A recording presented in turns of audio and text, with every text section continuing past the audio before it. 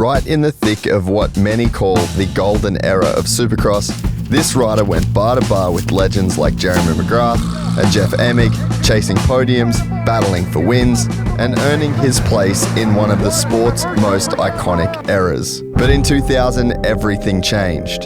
A crash in the whoops left him paralyzed from the neck down. The future was uncertain, but Jimmy never backed down. Through years of relentless rehab and an unshakable mindset, he did what most considered impossible. He got back on his feet and began living a productive life, channeling the same grit he showed on the bike into the business world. With a deep understanding of what athletes go through in the aftermath of injury, he founded Road to Recovery, a non-profit that's become a lifeline for riders when their world falls apart. Whether it's financial help, medical guidance, or just somebody who truly understands, Jimmy built the very thing he once needed most. His journey is proof that even in your darkest moments, you can rise and help others do the same. Gypsy Gang, welcome Jimmy Button to the podcast. In 2022, Eli Tomac made the switch to Yamaha and found instant success on their class-leading YZ450F. Eli Tomac had 3 reasons for making the switch. He wanted power, and the Yamaha has the strongest and most tunable motor in the class. He wanted KYB suspension, and the YZ450F comes stock with his preferred KYB system. And finally, he wanted a cable clutch. Yamaha took the championship-winning YZ450F and made it even better. More powerful, lighter, slimmer, with enhanced overall stability and more agility than ever before. The 2025 YZ450F is available now in both Yamaha Blue, or to really look like Eli Tomac, it's also available in the Monster Energy Edition. The pinnacle of off-road 4-stroke performance wrapped in iconic Yamaha racing livery. Head to YamahaMotorsports.com or into your local dealer now. I met a gypsy. All right, let's go. So, all right, hydrocellular hydration. Oh, HYDOR. HYDOR. Yeah, hydro. Sorry, you just instantly read Yeah. it. All right, we're doing it.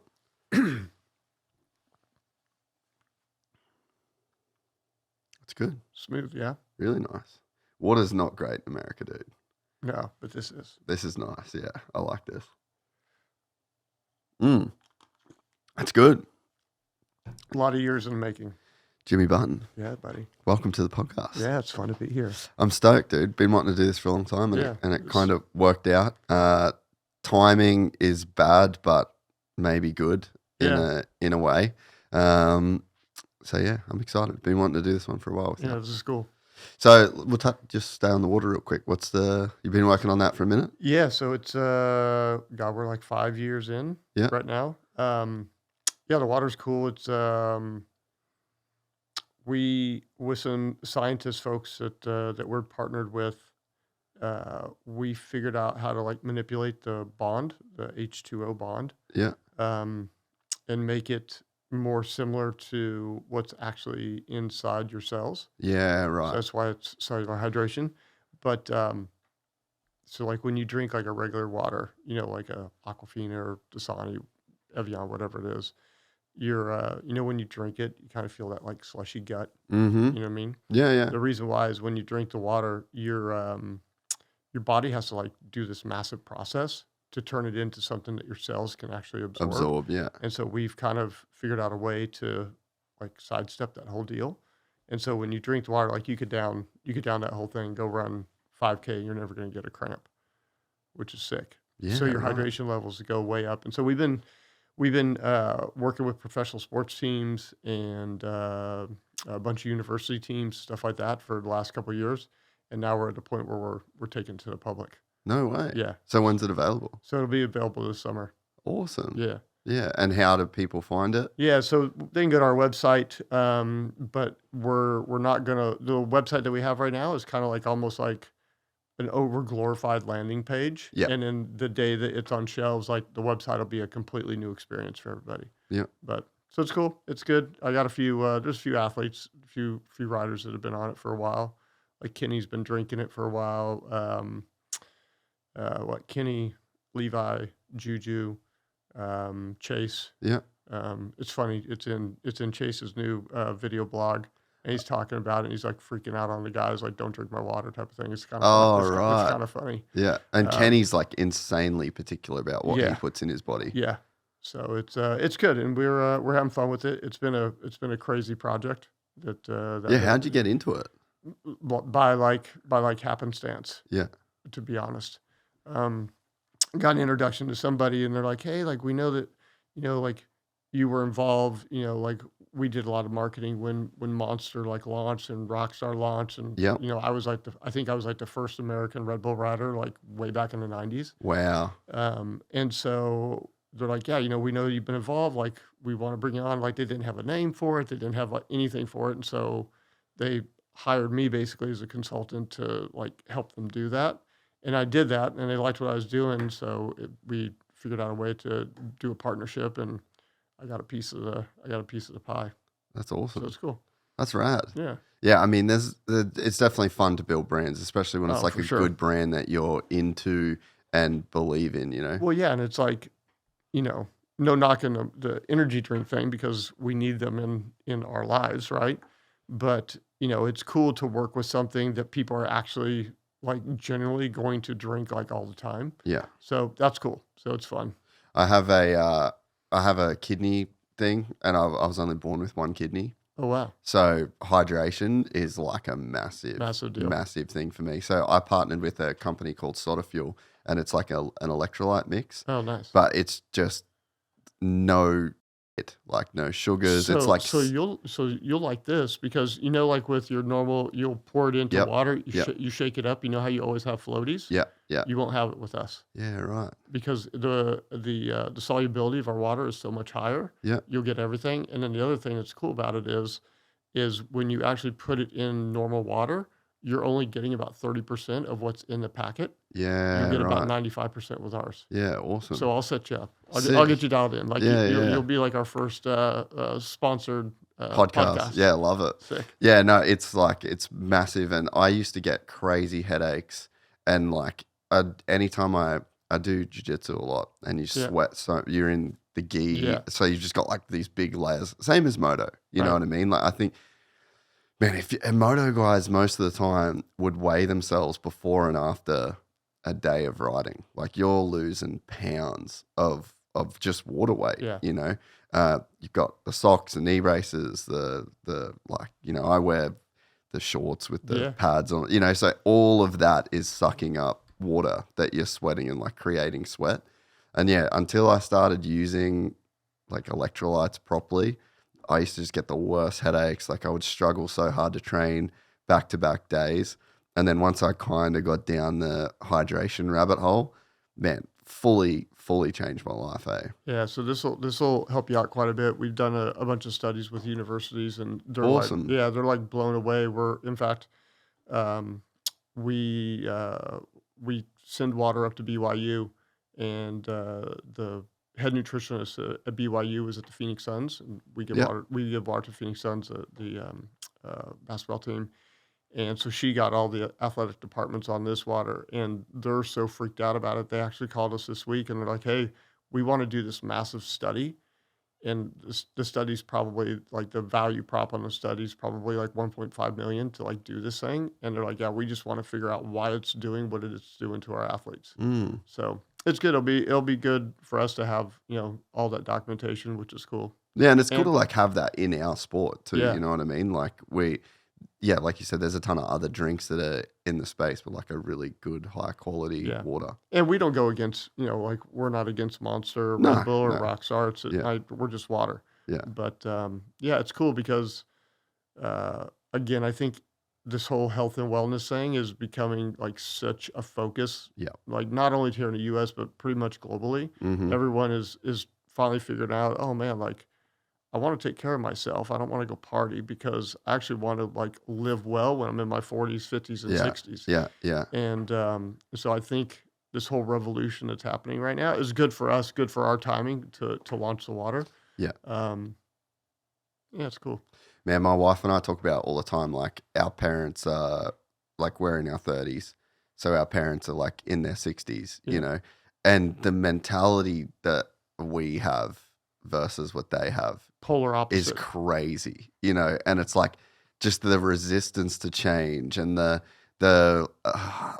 Well, I think I'm going to be turning 52, but I mean, like my parents' generation, they're in their 70s. It's like they were lied to for so long. well, Like, you don't know what you don't know, right? right. Yeah, And this whole thing, because I think we're finding out about so much garbage that's in the yeah, food, yeah. especially here in the U.S. I was gonna say it's it's really bad here. it's really bad. Yeah. Because like we go to Italy and Eating carbs all day. eat everything all Yeah. day. Yep. My kids will, we were in Italy we were in Rome for a week last summer, and my kids are eating 5 ice creams a day. Bread, pasta, pizza. Felt great. Yeah. Whole time. Yeah. No stress, no sugar highs, like just all good.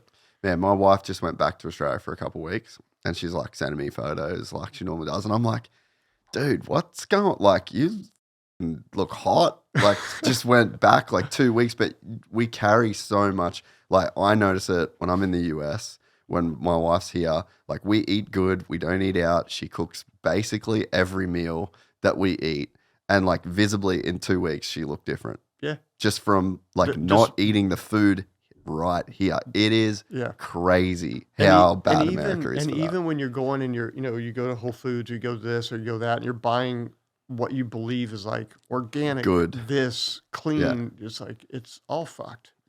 Yeah, it's crazy. But I think, like you said, there's a bit of a revolution, a movement, a bit. Yeah. That is happening, and I just think as well, the just like the general education and the resistance. Like, we just don't have the same resistance to change. Like, my dad's mentality, love him to death, is just like, I'm just want to be happy until I die. I'm going down with the ship. Yeah, and I'm like, bro, I don't want to die. I want to live. I want to be 100 years old, still kind of doing shit. Right. And die at 120. Like, you got your 20 years at the end of your life.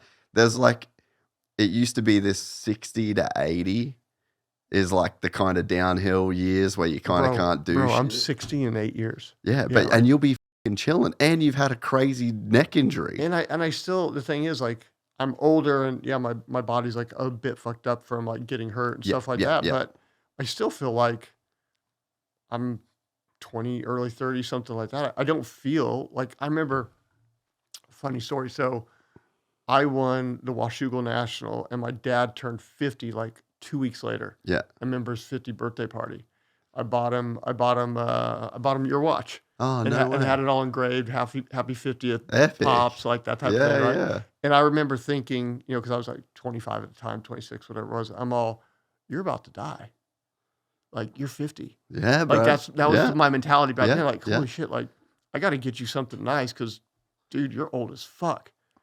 And now I'm older than that, and I don't even feel remotely. Mentally. Yeah. Yeah. It's like, it's such a weird dynamic. Yeah. Yeah, and it's just changed. Like, the world has really changed in the last, 30, call it maybe 30 years. Yeah. Like, I even remember being a kid and watching my dad go from like riding bikes a lot and doing a bunch of shit to just like kind of just working. And then we were very busy kids. So we did we raced motocross, we did athletics, we played football. Like, we were poor, and the way that we hid being poor was by doing a sport every single day, because there was no time for like, we go on a nice vacation, we do this, we fly and play. Like, that was what we did. But that's like the rad thing about sport, right? Like, because I wasn't the rich kid growing up. I was, like when I grew up, like we went to the races like in a little white van. Yeah. And all these, it drove me because like all these kids like had the motorhome and a big trailer and all this sick shit. I'm like, yeah, but I fucking just worked your ass. Yeah. You know what I mean? So it's like, that's the cool thing about sport. Like, it breaks down all it is a bit those, of an like, equalizer. Yeah, yeah, 100%. Yeah.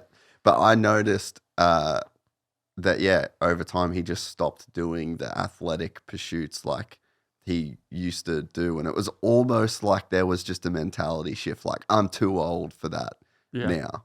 And I just think now that's like done. And one of my best friends, he's going to be 50 this year.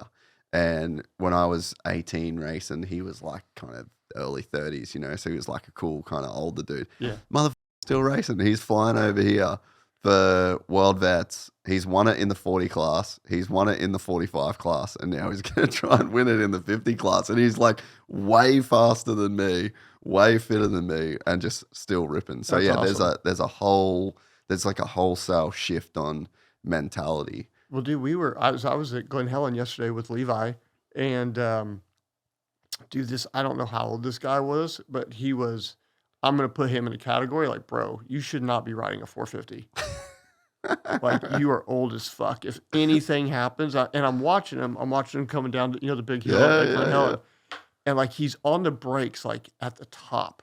And he's sitting down, and like me and Levi are watching him all. Dude, Disaster. if anything goes wrong, like this motherfucker's dead. Bro, that hill is so scary to. Have you ever crashed down that hill? No. I love that hill because when I raced Glen Helen and they used the big hill, I was riding 125, and it was full send. Yeah, Just the whole way full down send it. all the way down. So yeah, I was never. But now being a little bit older, I look at that thing. I'm like, bro. Like, that will fuck you up. Dude, I threw a 450 away down that last year. Changed my life.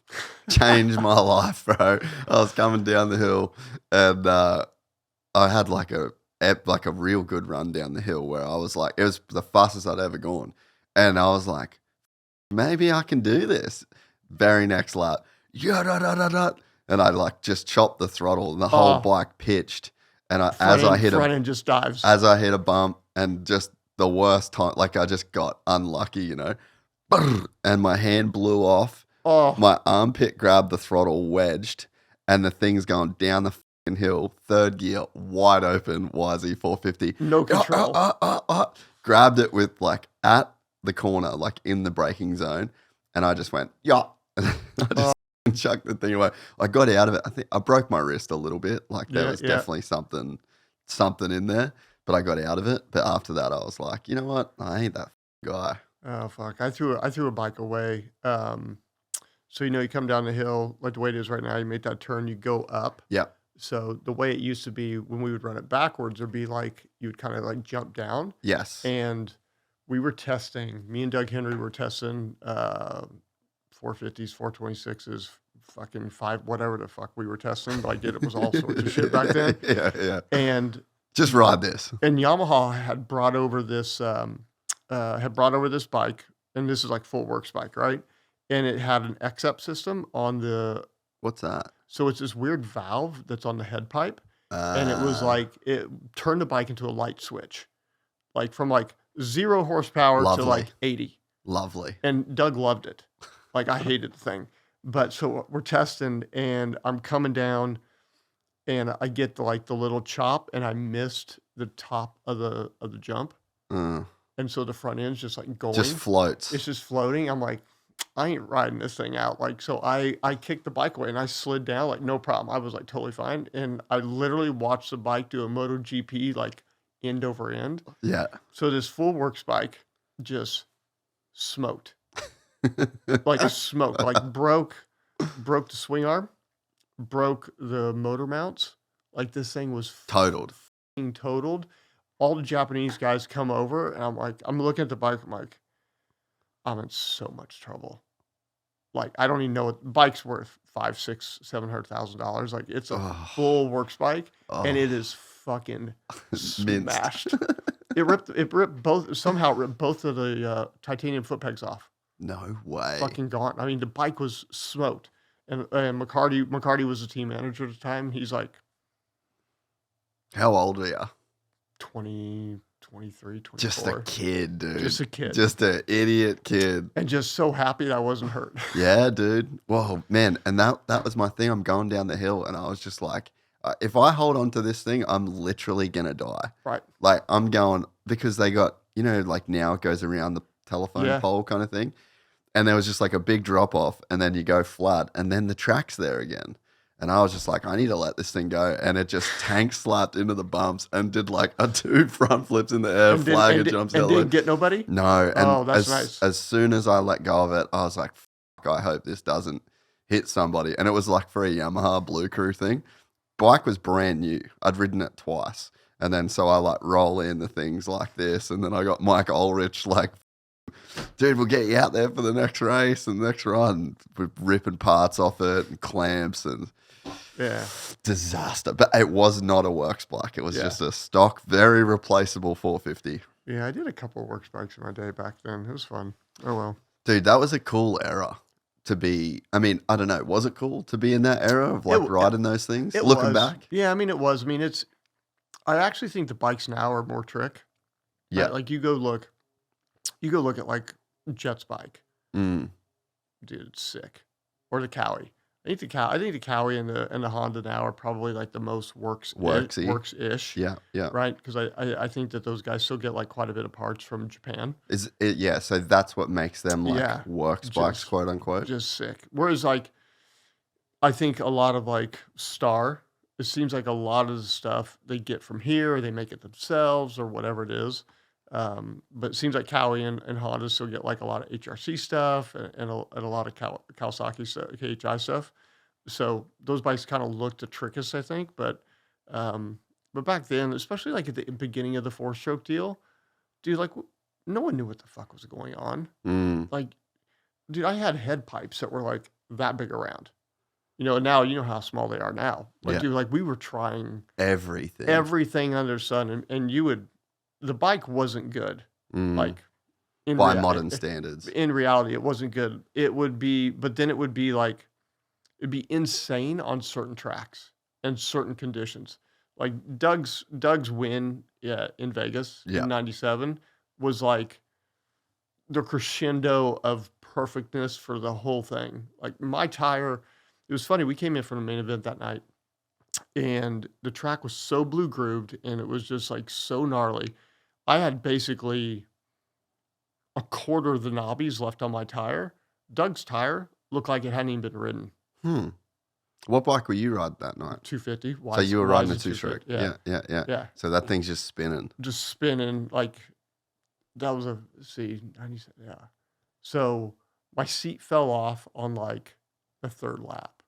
I rode the whole main with like no seat. Fucking horrible. Ass was bruised for like a month. Were you still seat bouncing? Oh, yeah. The worst. The worst. Had to get a result. It was the last race of the year.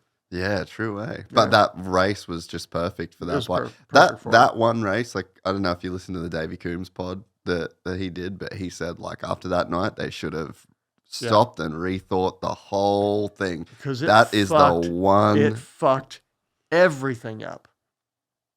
Like it was crazy what that race did. It changed the direction of moto, like for good, and I think in a bad way. Like 20 years on, I think we can all probably honestly say like it was the wrong thing to do at the wrong time. I mean, the bikes are bitching, all that stuff, but man, like look at the cost of racing now. And like and all that that they were doing because they were really worried. Because I think it was California that was putting all those laws and rules into place, just because this place is retarded. And so they were kind of jumping on the front end of it. But the 450 is too much. Yeah, it is. I mean, dude, look what it does to tracks. The tracks are like it destroys. Which has changed everything. Racing. Yeah, it's changed the whole thing. Like, I don't know. I mean, not a lot of people would get to walk a track after a main event. But like I walked San Diego this year after the race. The press conference was like right down on the floor, basically. So then we just walked straight out. And you remember they were doing the big 3-4? Sick jump. Bro. Yeah, great jump. The fucking 3, the run up from the berm to that 3, I would not double that.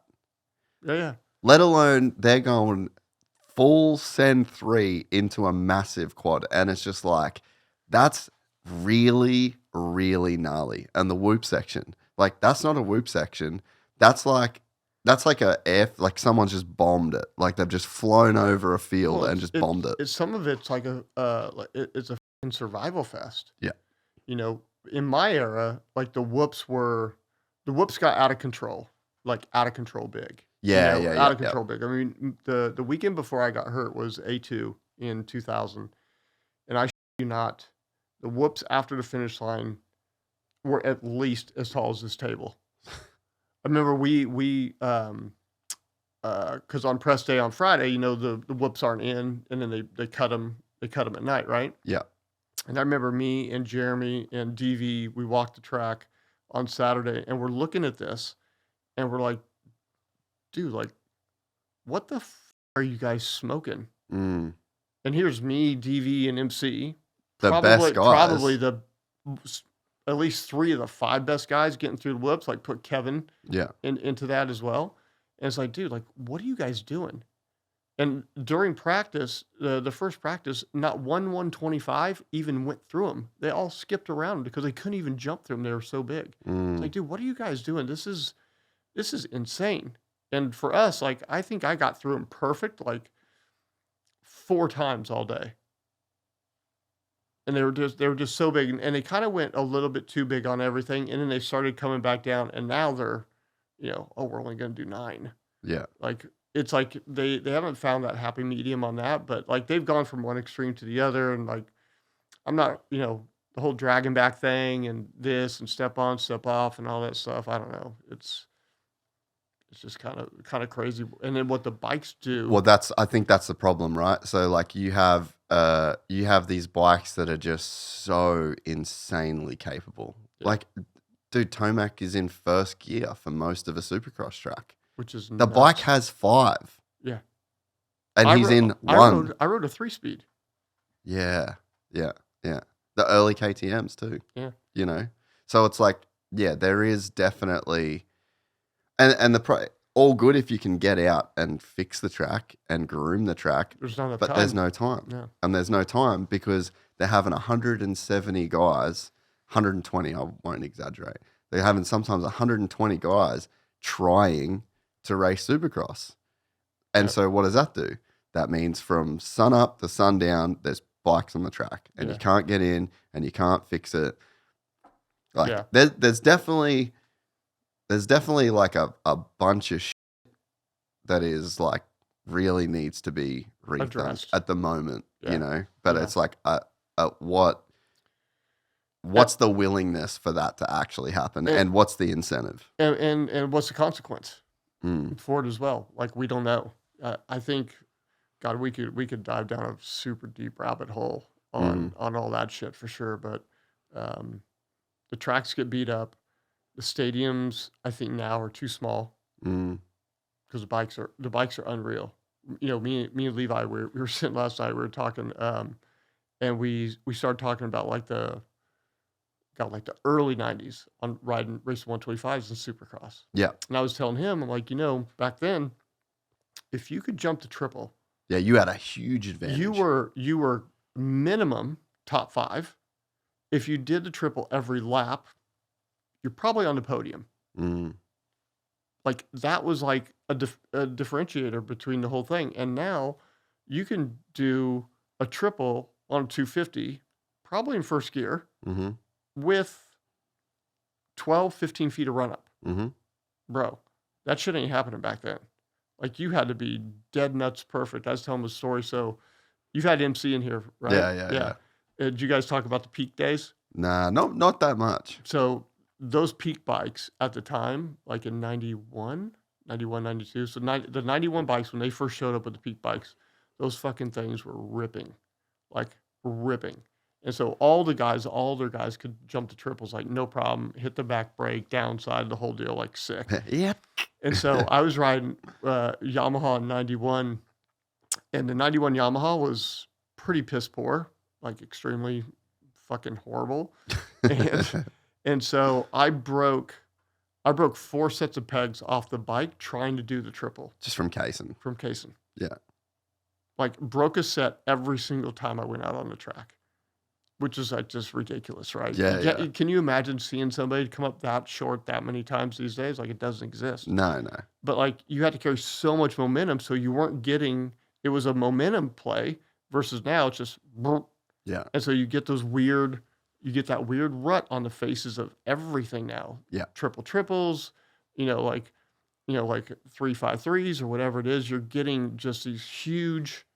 And if you walk the track, like, it's like, it's insane what it looks like now. Yeah. Yeah. I would struggle to roll around a Supercross track. And Well, because they're so deep. yeah, because like it's just one crazy rut. Like what those guys are doing and can do now, that's phenomenal to start with, right? But like just because you can do it, should you make them do it? Yeah. And yeah, the sport is definitely, it's got to a pretty insane place now. Yeah. So yeah, it's like you said, it's a big. And the bikes run so good. It's crazy, man. Yeah, Like, but to dude. be able to be doing all of a Supercross track in first gear, basically. Yeah, it's nuts. Would you have ever thought when you were racing that that's possible? I mean, maybe Once the four stroke maybe started on the coming end in. on the four stroke, because I remember we had a couple situations where I could do stuff in first gear, which you'd never do on a 250. Yeah. But yeah, and there was some stuff that you could do on a four stroke too. You could change, like you could change rear wheel sizes, which is pretty crazy. You could go like we ran a 20-inch rear wheel. Oh yeah, we had all sorts of different, and Bridgestone at the time was like making full blown works. Yeah, doing tires. whatever they wanted for And, you. And we're making tires that are super wide, super narrow. Like dude, it was crazy. That is crazy. Yeah. I'm glad the sport like kind of went away from that in a way, because we don't have the MotoGP effect where the top 6 bikes are from one manufacturer. And They then just smoke everybody. dude, and they're just so good. Like you'll see a guy that was in 17th last year get on a Ducati and now he's on the podium. Like that's never happening in Supercross. A guy that's in 17th right now Is in the 450 is a class. 14th to 17th place guy. Yeah, he's never getting on the podium Yeah. because of equipment. And I think that's good. And the cost of racing, is coming down as a result of that. Like to run a team, like a HEP can be super competitive. Right. Like they've won. On a 30-year-old bike. yeah, exactly. So I'm glad that we don't have that. But yeah, I mean, But I wish we had that starting device which one? on MotoGP. Oh, like where Just, it drops down. that'd be sick. I'm kind of the opinion that we should regulate whole shot devices. I think so too, but it'd be fun to try it. It would be cool, like just both down. But even that, right? The sport's so crazy resistant to change. And I don't know what the fuck it is. Like, is it because the rule book is done by the AMA and the promotion's done by Feld, and then they just like, whatever. We'll do this, you do that. Fucking too hard basket. But like, there's never been any regulation around like so much stuff. But now you're getting guys that literally need like levers to pull the front of the bike down.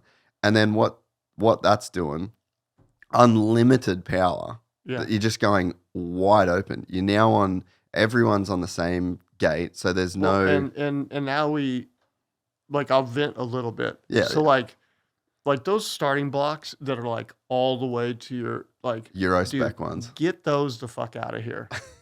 Yeah, Like, dude. bro, the only time that anybody used starting blocks back in the day is if you were fucking 5 foot tall. Yeah, Ernie. Yeah. Or Tommy Clowers or something like that back in the day. Like, like the fact that you're going all the way to the top, it's almost like you're eliminating any process of skill. Yeah. And I get that. Like, everyone's trying to be better. You're trying to like maximize the performance of everything, but like, come on. Like, that's. Well, and it's because there's no regulation. No, and there's no everyone's rule. And everyone's it's like it's one of my gripes with the sport, right? Is like it's the most right-wing Republican sport, freedom, but then it's like you say a thing like, okay, maybe there shouldn't be privateers, and then it becomes the world's biggest democracy. So we've got the most right-wing fan base on one side of things. Don't change the rules. You should be able to do whatever you want. And then it's like, no, this is for everybody. Everybody should be. It's like, well, what the fuck? Which side do you actually want to play here, guys? Yeah, everyone talks out of both sides of their mouth. Exactly. But it's like, put something into, like, make a rule that then, like, that's what a sport is, right? It's like, hey, here's the rules. Find a way to be the best within these rules. Inside of it. And then you hope that what it does is the rules that you create maximizes for skill, right?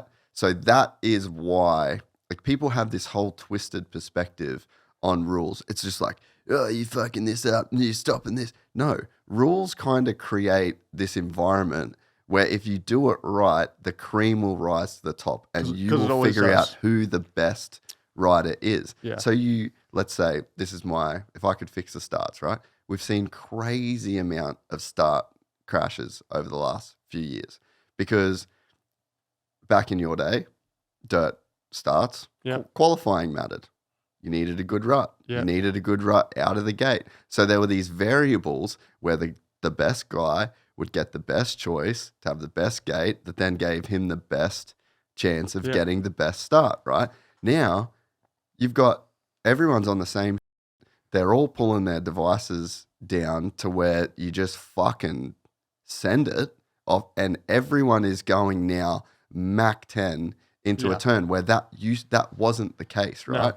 So you take away the grids, the gates, you limit the depth of the whole shot device. Everyone's running the same thing. That's as fair as humanly possible. And then you make it way harder. You're not just wide open, just driving the whole way into the start, coming in at 60, 70 kilometers an hour sometimes. And then you've got a privateer on the outside that doesn't have the same skill and wasn't qualifying in the same way. Now he's entering the first turn wide open as well. So it's like, we shouldn't be scared to have rules that actually make things better and actually select for skill. Whole shot buttons down, dirt start. You're adding variables that mean that it's way more important to qualify first, and your start technique now matters way more. Don't have the start blocks can be X amount high. Everyone can do the same thing. Now it's up to you to get the start. Yeah. Yeah. I mean, in fact, the original latch for the starting device didn't even come till after I was done. Really? So I never started with one of those things. And now, like you said, they're like the front ends are all the way down. And then the electronics. Yeah. Right? Like they got all these different maps, which is cool, but it's like it goes to your point, like you're wiping out skill set to be a good starter. Yeah. Right. Like, and you look back through the years, like in my era, two best starters by a fucking country mile was MC and Jeff. Like, I think fucking Jeff could have started on a Y zinger and figured out how to get a whole shot type of thing. Yeah. But now it's, I think that true skill set has kind of diminished a little bit. It's a weird dynamic with like development technology. But I mean, I like your point, and you're friends with Danny. Like, what's his thoughts on, because that F1's like a sport of like massive regs. Yeah. And like, have you ever had a conversation with him about like what the driver's perspective is on like their regulations and how they live within all those things? Not so much that. I mean, I think the thing that, not to speak for him, but the broadcast, I think is the biggest thing on his perspective, because he's like a mega fan, right? And so, like, mega fan. He watches every race. He watches Race Day Live. He watches everything. Yeah, just he didn't know who Jerry Robin was until the podcast. Right. So that guy's getting in the top 15 in the best class on the planet. Right. And a mega fan of the sport. Doesn't know. Didn't know who he was. Knew his name. Right. So like Robin, would see Robin all the time. Had literally no clue who he was. So that's like me being an F1 fan, having no fucking idea who Pierre Gasly is. Which is insane. Can you imagine that? Not at all. I could tell you every single driver on F1. Yeah, and I can tell you when fucking Gasly won. Yep. You know what I mean? Yeah. So it's like, that's another huge problem. So I think from guys that come from that world, it's more of like the broadcasting, like at Foxborough. Single greatest lap in Supercross history happened. No one saw it. How? You know what I mean? Yeah. Cooper Webb is faster than Chase Sexton and By a Ken mi- Roxon by by a a minute, and no one saw it. How does that happen? Yeah. Well, and I wasn't there, and I'm watching going, oh, wait. What the hell just happened? I'm like doing math in my head, like, okay, like the points is this now, this. And then all of a sudden within like 12 seconds, the whole thing like flips completely back. You're like, okay, how'd that even happen? And kind of even with the same thing with Tom. Mm. Like, I had no, like, okay, hold on. He went from 7th to 22nd in like just because. I'm all good. And so I started thinking, like, okay. And he's easy to find. He's got the number 1 on his bike. Did his transponder fall off? Like What? Like, because it's mud, like shit can happen. It fills up with water. Who knows? But it's like, yeah, so I get that. Like, it could be better. Like it always could, right? But, yeah, I think like the regulations, like other sports are purposely changing the regulations constantly to keep it fair. right. Because the problem is, so like F1, for example, it's like every 2 to 3 years, right? Like they're about to have a big one in 26 because the problem is like the tip of the spear gets so sharp over time. Like, Yeah, they just continually, like gradually just pull away from the rest of the midfield. Yeah. And in the midfield pulls away from the back of the grid by another massive amount. Yeah. So I think that those guys are just so used to having to deal with rule changes to where it's just not even an issue. Yeah, it's just a thing. Yeah. So, but yeah, it's we got a great sport. I love it. Fucking love it to death. Biggest fan in the world. But yeah, there's definitely some things that are frustrating. And it's just like, I heard JB and AC, a great point that they brought up was about like red flag restarts. Like how many red flag, work for Levi at, But like we've been on the other end of it. For sure. Right? Like that was very in the end it didn't it didn't matter to either of them for any of them. But it was and what's funny about that is I was on the phone with Levi's dad like when they did the red flag and they restacked it. Yeah, right. We were actually on the phone talking and he's like, what do you think? I go, I don't like this. Like I'd have been way better if we would have just taken second. We got good points. We fixed the disaster that happened in Tampa. Okay, we got the train back on the track. He's like, I'm with you. I don't like this at all. And obviously then it worked out to the benefit. Levi went on just just pounded out a super sprint lap and got into the lead and it worked out. But dude, with RJ right behind you and him going like 18th or something, like he's out for blood. Yeah. And so, like for me, I was thinking, oh man, like, and RJ's a dog. Mm-hmm. Right. And so that whole thing was weird. Yeah, it worked out for us. But in general, like, dude, it's happened so much. And then I didn't think, was it last weekend that they restacked? Or 2 weeks ago, they did a complete restack because it hadn't been 3 laps. Yeah. And then it worked out for some guys really great. It completely screwed Juju.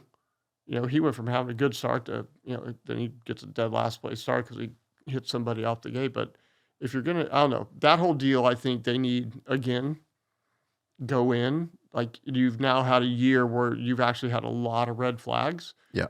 Specifically mainly in the 250 class. But you've had a year where, okay, now we've got a lot more data and a lot more touch points on what that red flag does, both good and bad. So, okay, now make an adjustment. And to me, I think you are the AMA. You have the right to do it. Fuck it, change it in the middle of the season because everybody kind of agrees that like what's in the book right now is a bit off. Make an amendment. And dude, it rules are nothing more than a normal contract, and we amend contracts all the time. Yeah. And so when things need to change, like dude, change them, make them better, make it better for the sport. Like, and I think too. In doing that, because they always have, when a red flag comes out, they always have them come on and explain the reason why we're doing this or we're doing that. And so I think the fans, the true fans, want to see progress on all that. So it's like, okay, well, like we are like, no one's curing cancer here. We're racing dirt bikes. Like it's a show. Yeah. Right. It really doesn't matter in life. it's a show. So give these fans a better show. Yeah. Continue to develop and again, make everything more polished, more shiny, make it a better system for everybody. Yeah. So I don't know. It's kind of weird. Yeah, and the gates, like, I mean, have a gate. We've all got transponders. We know the gap. Why can't each gate drop on its own? Like, it's a very, very easy to program. I've like coding. I can make computer programs. You know how fucking easy that would be to program? You just have the inside gate. So if it's a restart, this would be the best case scenario. Right, red flag restart. Max Anstey's winning. Levi Kitchen's in second. RJ's third down the list. The inside gate, number 1, drops. Levi's gap to Max. 7 seconds. 7 seconds. Max has got a 7-second track. Yeah. Maybe there's an issue With the overlap. Yeah. So okay, we account for that. Maybe it's only the top 5 or top 10. And then the high points paying positions. Yes, next 10 gates all drop together. They're all the outside gates. Bang, happy days, But like, there's a better way than just being like, fuck, sorry, man, just restart. There's way too much on the line. It's a professional sport. Yeah. There's championships. It's dangerous as fuck. The variables that you can take out that can potentially cause injury, right? Yeah. Like, let's say you do one of those restarts and Juju gets a bad start. He's now 18th, but he was 3rd and he's in a crazy points battle with Deegan and he gets hurt. Yeah. Like, that's the stuff where I'm like, we can't do that. Well, and the other thing, go back to our conversation we had earlier, gate drops are fucking dangerous. Yeah. Mega dangerous. It's why the Triple Crowns, to me, are insane. Like, it's a good show. Like, I do like Triple Crowns. It is a good show, but like, so you think about a normal Supercross race. You have your danger of qualifying, you get through that. Then you have your heat race. But in your heat race, only half the fast guys are there. Mm. And you know what? Like, you're not getting points. Yeah, if you're a factory guy, you're gonna get a little bonus to win a heat race. It's not shit. So it's like, I'm not gonna be. But you ain't gonna die for that. I'm not gonna die for it. Yeah. The only dying that goes on for it is that 8th and 9th position of the guys that, in all honesty, they're not. Those are the guys that are trying to make lunch money, right? No disrespect to them, because if you're on a Supercross track and you're making a main, you're a bad dude. Yes. But like, it's just relaxed, and then you have one main event when everyone's there, the money's on the line, the points are on the line. Okay, everyone's going for that 5 square inches. But in Triple Crown, dude, they all count. So you're doing like 3 races worth of starts in one night. And then you have 3 of those. So in 3 races, you're basically doing 9 main event starts, which is gnarly. Yeah. That's half a season in 3 weeks. Yeah, it is true, eh? So it's like, that's all. And it's so much of the race. It's so important. Everything is, unless you have a crazy Chase at Hangtown or Eli at this race or Jett doing whatever, like, everything is so start dependent, because you're only going to have a good guy every now and again that's going to have something on a track that they can go from 10th or 12th all the way to the front, but rare. Even the best dudes, even the unicorns that we have. Yeah. And so it's so start dependent that it's so important that there's so, dude, I'd say it's 90% of the race. Because reality is, the good guys that are going to win the races anyways, they're pretty damn close everywhere else on the track. Yeah. But if you can start P1 to P3, you just enhance your chances of winning that race by a magnitude. I would love to see the data on it. I was about to say, it's a magnitude of something. Yeah, the data is actually crazy. Like Clinton Fowler and his team did something on it. They did. Yeah. And it's got to be crazy. Yeah. But again, that's another reason why it's like this whole start thing should be rejigged completely. Another pet peeve, I don't know if you heard me ask Levi about it at Parla last year, but that track is not a track for a scoop tire, okay? No. But they all run a scoop Because you need to start. and they all hate it and they're all sketched out because they rip the start super deep. Why? Yeah. To try and slow the top speed down because of how fast these guys are going into the first corner. So now for 6 seconds of a 35-minute moto, you're basically preferencing 6 seconds over the other 35 minutes you're on the track because the start is and that Paulo, critical. you're riding on this Literally, bro. And it's like... with a scoop. And it's like, okay, is there no world where we can make a rule that says, hey, 250 class, maybe hell, 450 class. They're doing it in the 450 class too. But just be like, hey, you at Redbud, Southwick, and Millville, 3 tracks you can run a scoop. That's it. Dude, Everywhere else, no scoop. I never ran a scoop at Southwick. Really? It's too hard based. Yeah, Like yeah. even back 25 years ago, Southwick was already getting a hard base. It's not Lummel. Yeah. Lummel's proper sand. Yeah. You know, Vulcansward, proper sand. Need a scoop. The shit that we have here, you don't need a scoop at all. I think you should outlaw the scoop Completely. Yeah. Because dude. Hangtown, bro. Off cambers, as fast as those guys are going, all those like little shilly rocks that are sticking through, that scoop's got no traction. No.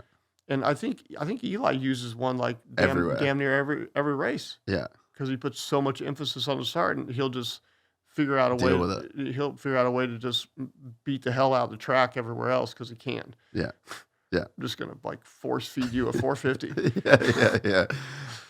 But yeah, I mean, I wouldn't want a race in this generation. Yeah. Like it's too gnarly. Yeah. No, I agree. And It's just- they send it, oh, they do, bro. Levi at Daytona this year, bro. that was crazy, dude. He hit that thing so fucking fast. Bro, like that is just a dude that is in the zone. Crazy feeling. Like Yeah. nothing in the world matters apart from going as fast as possible. Humanly Like possible. he was obviously so in tune with his every- motorcycle.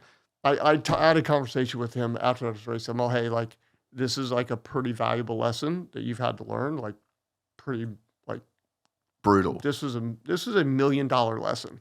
Mm, Like this is a $1 million lesson that you've had to learn here.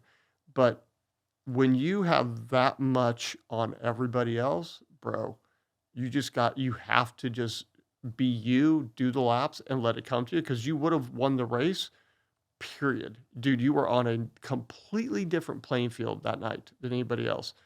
And I told him he was sitting in the hospital that night and I was on the phone with him, bud, you got real greedy because you wanted it and you knew that you were just like, you were 1 or 2 steps above everybody. But man, like when you got that, dude, let it happen. But he sent it. Dude, he did not chop the throttle at all on that thing. And he missed it by a fucking millimeter. And had he not, dude, he would have flown into second. He would have won that race by yeah. 40 seconds Oh, easily. Easy. Yeah. I wonder though, I spoke to him after it. I just texted him after it. And I was like, dude, you just went to a whole new place, eh? And like, I think that's what it was. You know, he's like, dude, I don't think I've ever felt that good or rode that fast. And it's like, He called me after practice. Really? He's all, dude, I'm on one. I took a step. I'm in a completely different place than I've ever been. I believe it. That's Yeah. what it looked like. Yeah. But I mean, so I'm going to defend him for a second. You're right. You're ultimately right in what you're saying. But imagine being in that place where it's like just a new universe of possibility has opened up, like a new universe of traction and feeling. And you just like, that would be like a drug. You'd be like, let's fucking go now. Have you ever had it? That flow. Have you ever been in that like flow state? I mean, riding definitely has not come that easy to me. Yeah. Like, I think there's definitely been some times, like training when I did World Vets a couple years ago, like it was the most I ever rode. And I definitely got into, So like, you leveled up. yeah. But Yeah. dude, jiu-jitsu, I get there all the time. Oh, And like, sick. there's been some times where I've been training for like national titles and state titles, and you're just in the gym fucking sending it with like the best dudes in the gym. Sparring. Yeah. Yeah. And it's just like complete flow state. Like you're just reacting and like you're not thinking, there's no time for it. You're just moving and going. You're and you're like in the Matrix. literally, dude. Yeah. And it's like that's what he was experiencing. And to 100%. step outside, to have the presence of mind in that moment, like there is no mind. No, So because it's you are like we're going all Neo and shit, right? yeah, but it's like, real, It's bro. real. Yeah. It's real. Like I remember in my whole career, I know I had it 2 times. Really? 2 times that I recognized, and it was fucking sick. Like everything is moving. Where was it? So one was on as an amateur, Yeah. and I remember coming in and I'm like, oh my God, I am so slow. Like I came in Yeah. and my dad was just like, dude, like what is going on out there?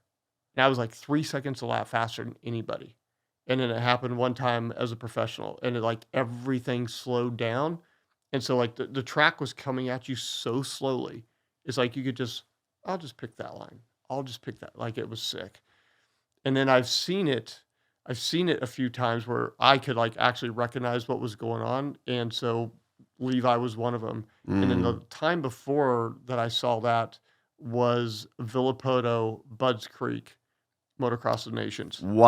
1,000,000%. Bro, that was Were you there? yes. Oh, And I remember sitting there watching going, dude, what we're witnessing right now, like this shit is like legendary. Like the guy was on he was non-human for like 12 hours that yeah, day. we're watching history. Oh, 100%. It was sick. Dude, he annihilated every single motocross rider in the world on a 250. On a track with like massive hills, dug deep as shit. And the gnarliest dudes, not just a couple of them, bro. Everyone, because he did it in both motos. He smoked all the 450s twice. It was insane. I remember afterwards, like going up to him and Bobby Nichols was his manager at the time. I'm all, man, I'm glad I was here to see this because that was sick. That was one of the coolest days in Yeah. motocross history ever. You know where else I've seen it in someone? Deegan, Washougal, 2023. Yes. He gets Second moto. yes. Yeah. Dude, that was fucked up. Like he went to a Completely different level. different zone that Yeah. day. Like, you know, you got the first turn, you come around, and then you go Big bowl before you big go up the bowl, hill. triple.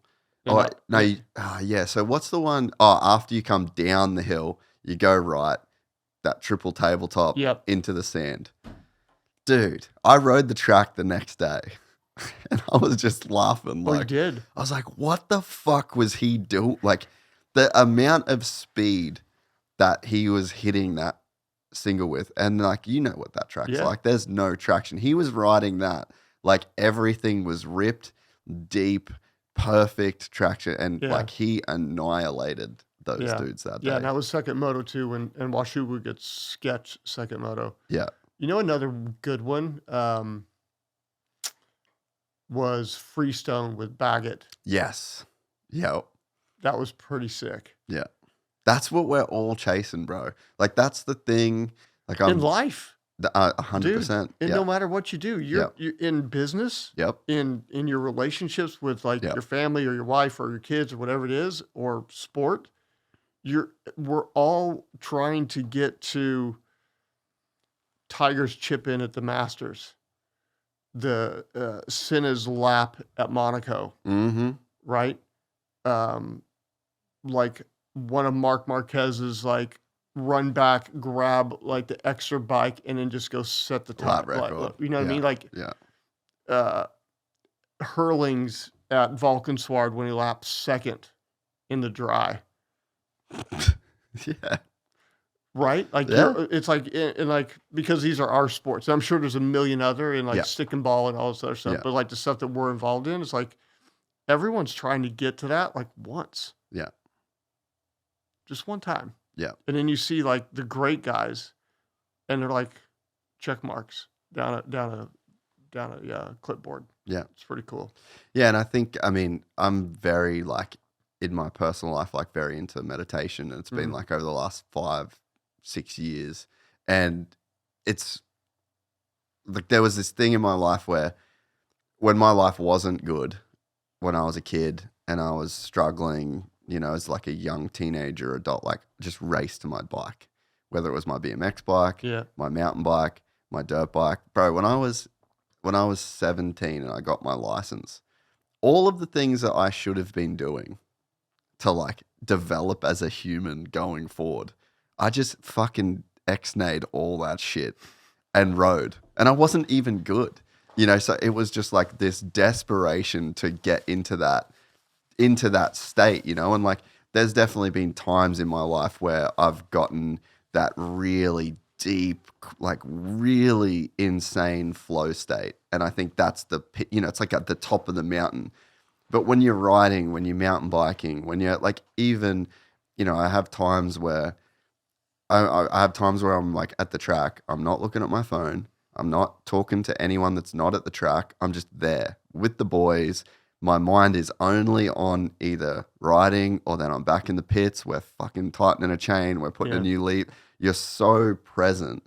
That's what we're chasing in life. And I think as guys, like if you listen to this podcast, you ride. That's what you're chasing. And I think the thing that I've learned over the last 5 years is that's more available than people think in your day-to-day life if you know what it is you're chasing and you know what it is that you're like after in that moment. And it's like you say, oh, I want peace of mind.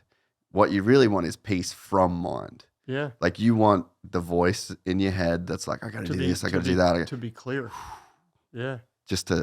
And that's what the whole basis of meditation is to like really understand that voice and your relationship with that voice. You're never going to stop it. Like when people say, I can't meditate, I just fucking think in the whole, that's the point.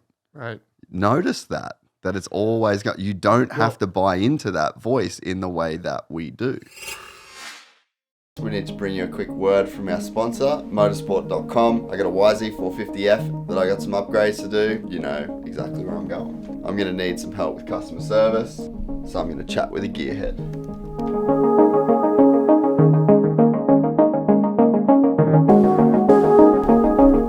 This box showed up. It has a 2007 KTM master cylinder, a Yamaha caliper, also 2007, and a Turner braided brake lines. I feel like this is a very good upgrade for $600. Need the old hanger, so we're gonna put a bit of grease on that and get it back on, bolt her up. Caliper has been done. Now this can just get bolted on. Now, shout out to Kiefer, who I think stole this off Doug Dubac.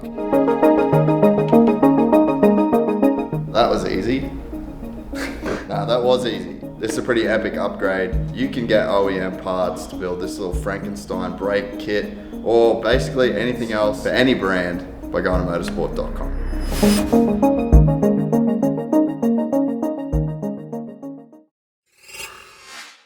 A lot of people don't understand breathing. Mm-hmm. Like breathing is Huge. Well, it's necessary. Yeah. But it's also necessary for a peaceful life, right? And I mean even peaceful in sport, peaceful in everything, because like I find myself sometimes with getting hurt, so my sympathetic nervous system is it's like ramped up, just fucked. Yeah. Right. And so if I have obviously I'm 25 years away from my injury now, but originally you would go to like A1 and like all, you know, lights are off, and then all of a sudden during opening ceremonies and all the fireworks and everything. And so my system would just like get jacked light up. Yeah. And so now I've figured out how to do that, but it's a good reference point because you have to be able to calm yourself in situations. You know what I mean? And understand if you know how to breathe, you can get yourself out of a lot of trouble just by that. But I think you can. I think most people don't realize that you can get yourself out of like life's troubles Yes. because life's tough. There's a lot of shit going on. These fucking things are a mess. Yeah. You know what I mean? They're just distraction city. And so you got to be able to find ways to like check that deal out, get yourself on a good playing field. I mean, so many people are like struggle, like we're on a weird topic right now, but like struggle with anxiety and all Yeah, this shit. yeah. But I think too, like you got to be able to figure out how to like get yourself good. Yeah. You know, and breathing certainly does that. I mean, I know all my guys I work with breathe. You know, my son plays like super high level golf. Yeah, he rips, eh? Yeah. And so we actually have him, he's got like a mental coach, but his mental coach, I would actually call him more of like a breathing specialist. Yeah. Does a lot of work with him. So he does a lot of work, like my son does a lot of work with breathing in the pool underwater. Yep. For like yep. set amounts of time to where you can, because that's a scary place to be, Yes. underwater with Yep. no oxygen. Yep. And so finding the ability, and it's a funny story on that. Last summer, he's out there doing it. I'm like, bro, You like, good? Are you fucking coming? still down are there, you fucking dude? coming up soon? Yeah. You know what I mean? But it's good because like I'm excited for him that he's learning these tools Yeah. at a young age. How old is he? 13. Bro, if I knew this shit at 13. Oh, dude, any of us. Oh, But that's back to our generational thing Yep. from earlier, right? Yep. Like we're evolving. We should be evolving as a species. Yeah. Like with everything. It's like the reason why I would never want to go race against Eli Tomac and Jett and all They're the, better. dude, fuck that. They're so good. Yeah. But like we should be evolving. Yeah. Like as a species and being better. I think as you have kids. No, not Yeah. yet. So like as a dad, like I want my son to be so much more successful than what I did. Like, 1,000,000%. like did I win the big championships? No, but I won a bunch of races, put lots of podiums. You're a very successful person in right. life. Like yes. I did great, had Yeah. a great life, and it's given me like all these different avenues that I get to go do cool shit now. But like I want him to look at my career and be like, you're a fucking chump. Like he wouldn't, but like No, I I want know him what to you're be saying. at that level. Like Yeah. like, You want to build a killer. 100%. Yeah. And so I think we have to do that. And so breathing and all these different techniques that we're open to and understand and like learning from, like those are all things that like everybody needs though. It should be completely fundamental. Yeah. Yeah. I mean, it should be more fundamental than going to the doctor and get a prescription for pharmaceuticals Yeah. Well, like, so yesterday, because it's going to fix more than those drugs will. 100%, bro. Yeah. So, like, I've noticed recently, so I don't sit and meditate as much as I used to. Like, I did like years where it was just every single day. Right. And I had access to a completely different, like, mental and physical state, like almost on demand, you know? Yep. And that's just slowly gone away over the last, like, maybe couple of years of where it's not a regular practice. And so I started doing a lot more, like I get up in the morning, I make a coffee, and I just write a full page, no paragraphs, no, like it's literally just a fucking stream of writing. Consciousness. Yeah. And so that's I call that like a meditation in a way, which it is. But I've noticed like I just lost something that I had when I was sitting every day. So like literally yesterday morning, first time in a while, got up before I did anything else. I did a 10-minute meditation, and I'm in bed before I get up. You got that half an hour where it's like, you know, your alarm's about to go off, and the monkey mind just starts going, you know. And then so I like, okay, get up, start meditation timer, start doing it, and it just starts with breathing. Yeah. And my breathing is like, No belly breathing. nothing, dude. It's just all up here. and it's tied to your thoughts. Yeah. It's literally like you're breathing at the pace that your mind is thinking. And if you don't know this, and if you've never even examined this, you don't even know that you do this. No. Like you're in that state when you said like that parasympathetic, you're just in that state forever.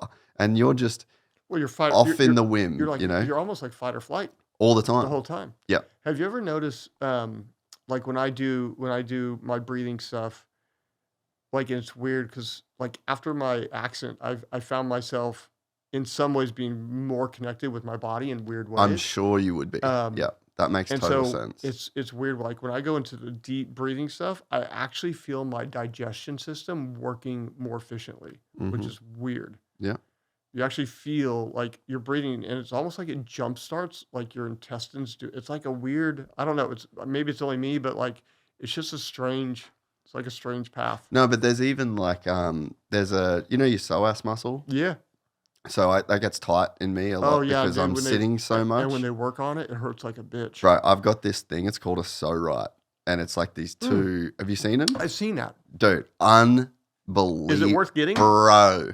It's the best. And like for my neck as well, just training. Like I hurt my neck a couple of weeks ago, and all the muscles just got crazy tight down my neck. So like I use it for my neck as well. Mm-hmm. But I notice, just to your point about digestion, when that muscle's tight, my stomach isn't working properly. Yeah. I release that, I can literally feel my stomach Like start working properly yeah. because everything in there is so tight. Yep. And breathing, when you're on that, the thing that actually releases the muscles is breathing by like so I think one of the things with breathing, right, is that your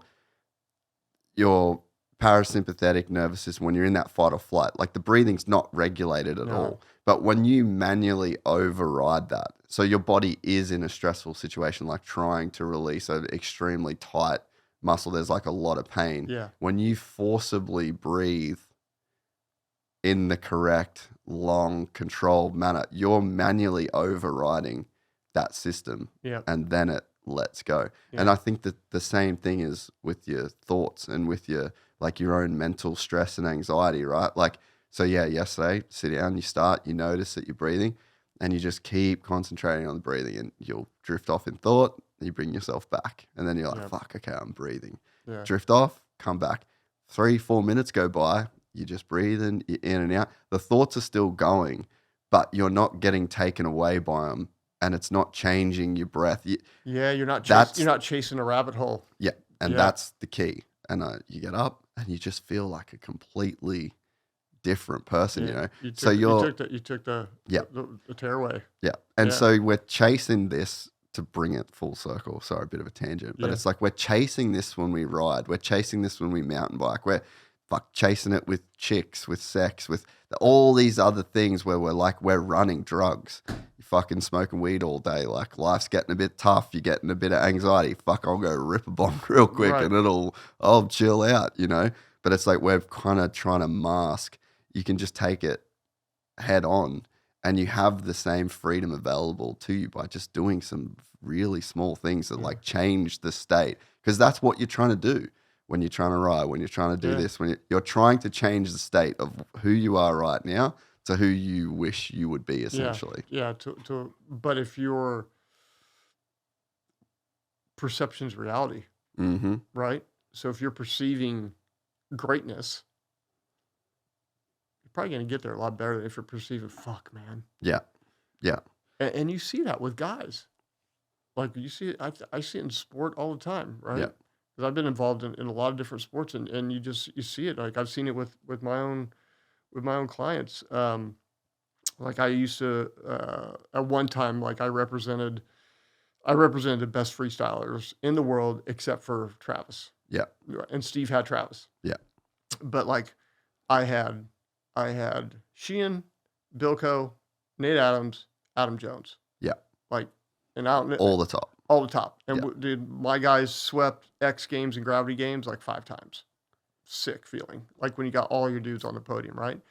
But like Adam Jones, love him to death. Like, and I still talk to him even now, but like he was so one of those guys that just like never believed in himself. Beat on himself mentally. Beat on himself. Yeah. And the times that he didn't, he won. Yeah.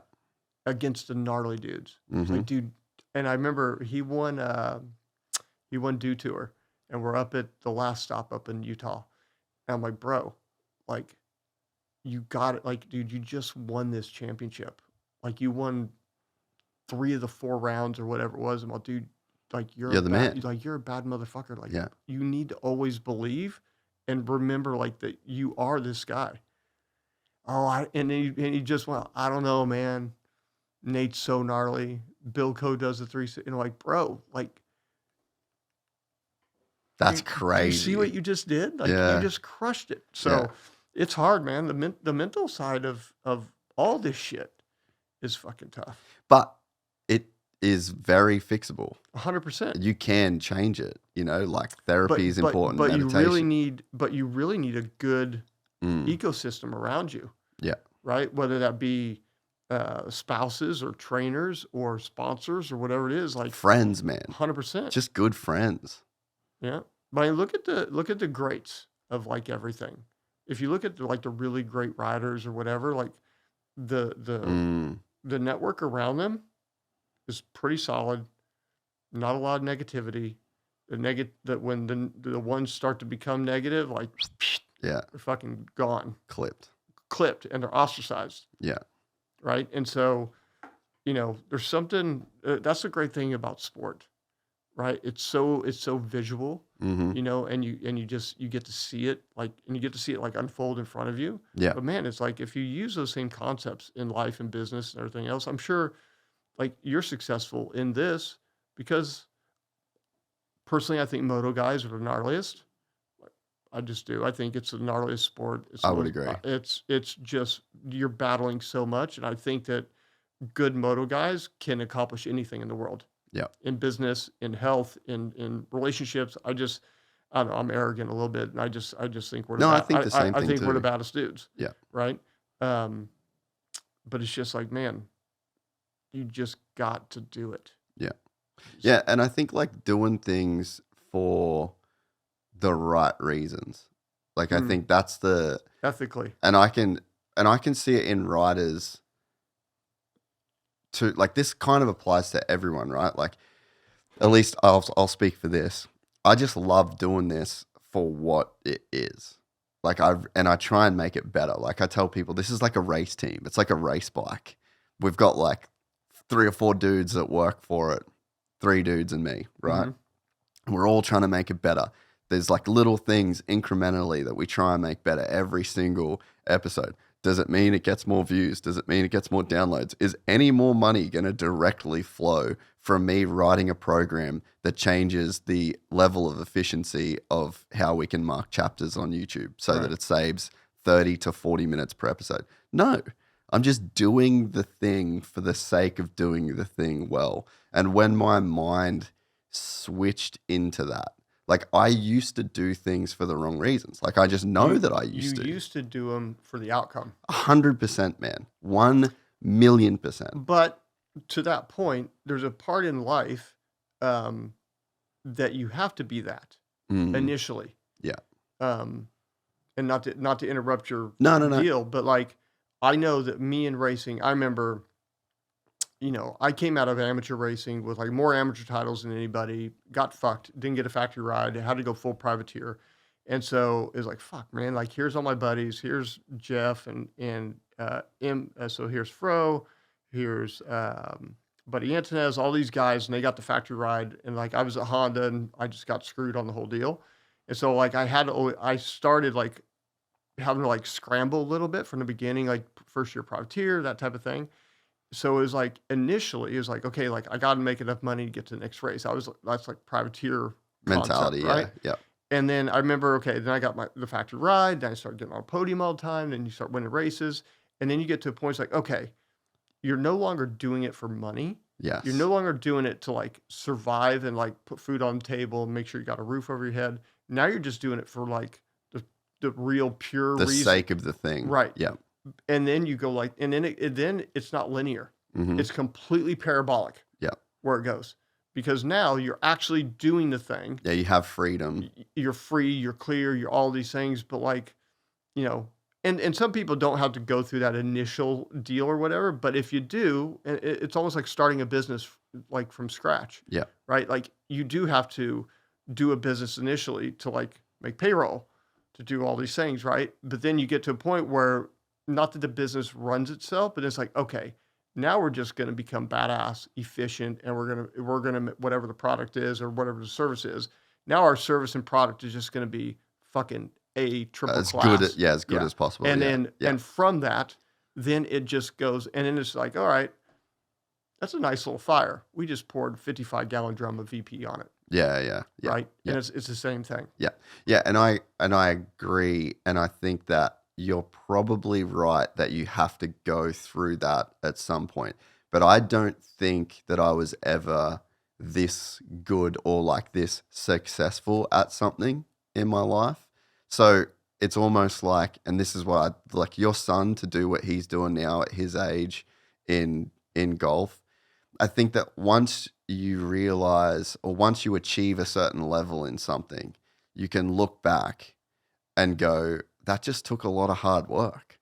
Like that just took, there's no secret. So I think that initially, until you have success in something, it's very easy to look at successful people and think like, he's just so talented. He's just got the right equipment. His dad's got heaps of money. So like, and that was the position that I was in, where I came from. I'd never really achieved anything. I'd never been that good at anything. There's probably a part of me that was like scared to fail in front of people as well. Yeah. And it was very easy, like for racing, for example. Like I just looked at other people as like, I wasn't talented enough. I didn't have enough support. I didn't ever have good bikes. My parents didn't have money. So like there was all these reasons why I couldn't be successful. Now, looking back on my life, I'm like, I didn't do fuck all. Right. Like I made all of the excuses, never went for a run. I was never fit. My dad took me riding once or twice a week. That's plenty. If you're running, doing weights, If you're checking all the other boxes. checking everything else, you could have made it work. When I did ride, I wasn't able to ride for enough. Like I couldn't ride for long enough, because I was tired, I was whatever. So like, I think that, you maybe can skip all of those steps once you have learned how to do something well or have success in something. And then you can basically like, I could start something tomorrow. Like if this all went away, I know for a fact I could fly back to Australia. I could sit in a shitty little apartment and I could re-engineer it or something. I could do something else because the steps are the same. And if you just do a thing for the right reasons and do it as well as you can, you get better every day. You just build that compounding interest in whatever it is that you're doing. Then that is the secret. Yeah. And it's not a fucking secret. Everyone can tell you. You've just got to actually apply it. Yeah. Yeah, it's true. It's a meme, right? You know the meme, and it's got the iceberg. Yep. It's a little bit on top, and it's just this massive. It looks like South America. Yep. Underneath, and that's just like the fucking reality, right? Like Levi, he all of a sudden just didn't become good. Yeah, Like, It took fucking forever. Yeah. Like you just don't become awesome at anything. Like you don't cook well in the beginning. You know what I mean? Like when me and my wife first started dating, like, her mom would cook for her forever, and you think, oh, girls cook really well. Like she had never really, and so when she moved in with me, like we were always cooking, stuff like that. And she wasn't, and now, bro, awesome.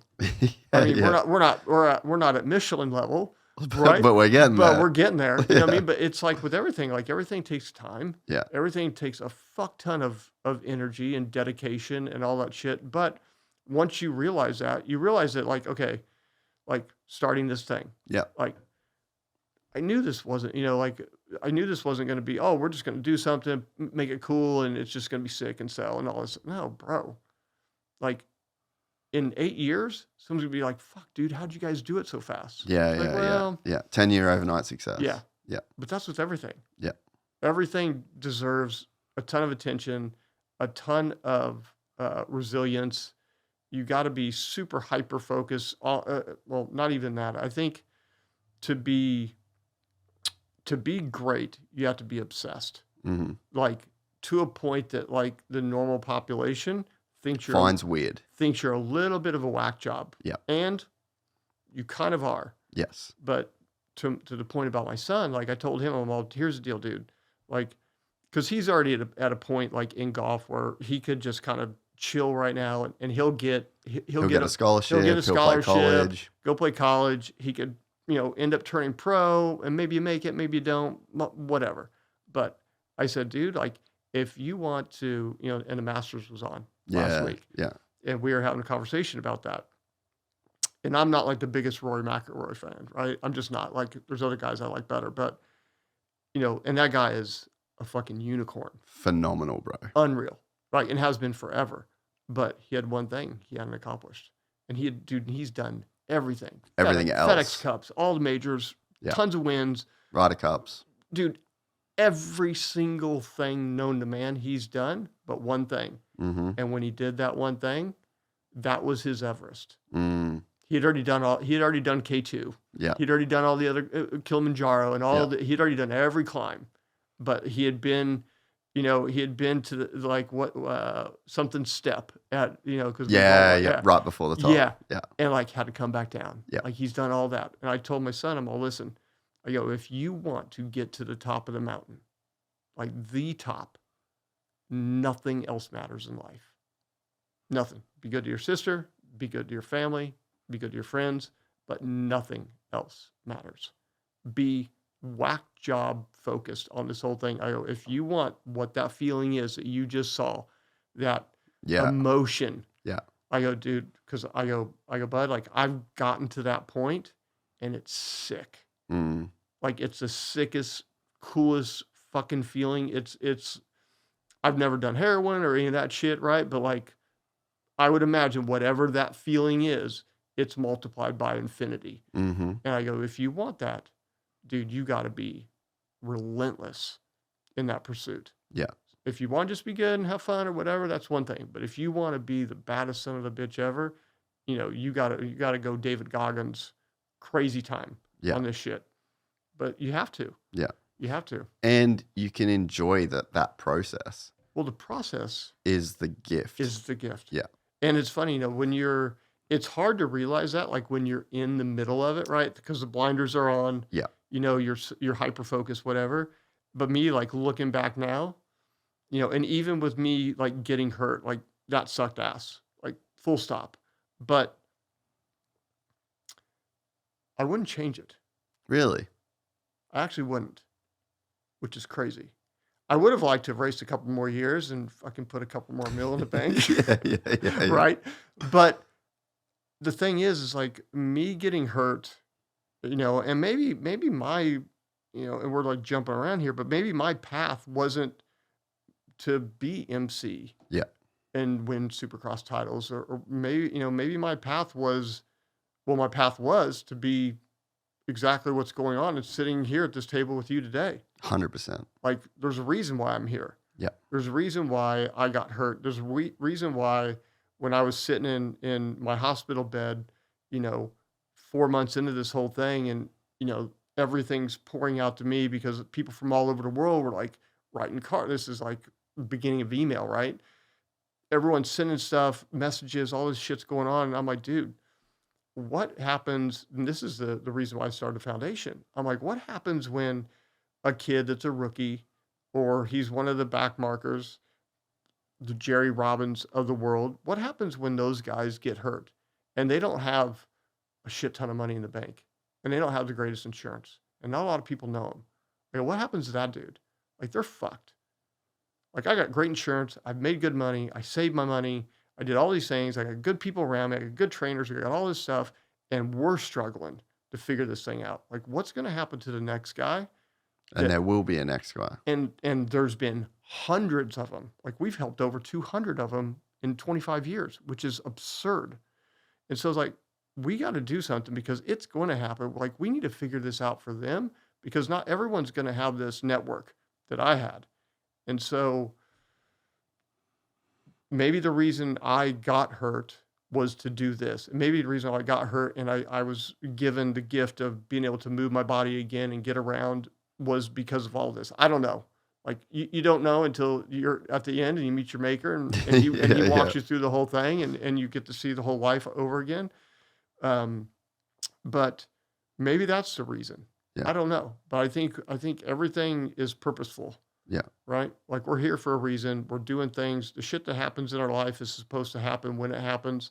Like maybe you not like giving a total shit about racing when you're younger and kind of fucking off was a good thing. Mm. Because maybe had you not, maybe you get hurt and you don't end up having the life and the career, with the woman that you have and the Yeah. potential family that you're going to raise. There's Yeah. a reason why, you're walking out of the house and you remember something, you go back and you come and then you're driving on the road and it's a fucking wreck. Yeah.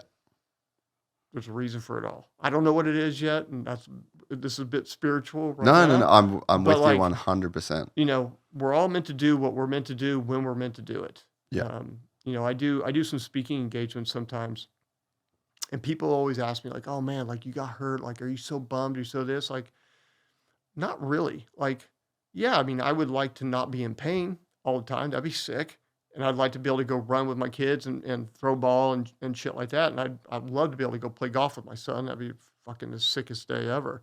But it's not.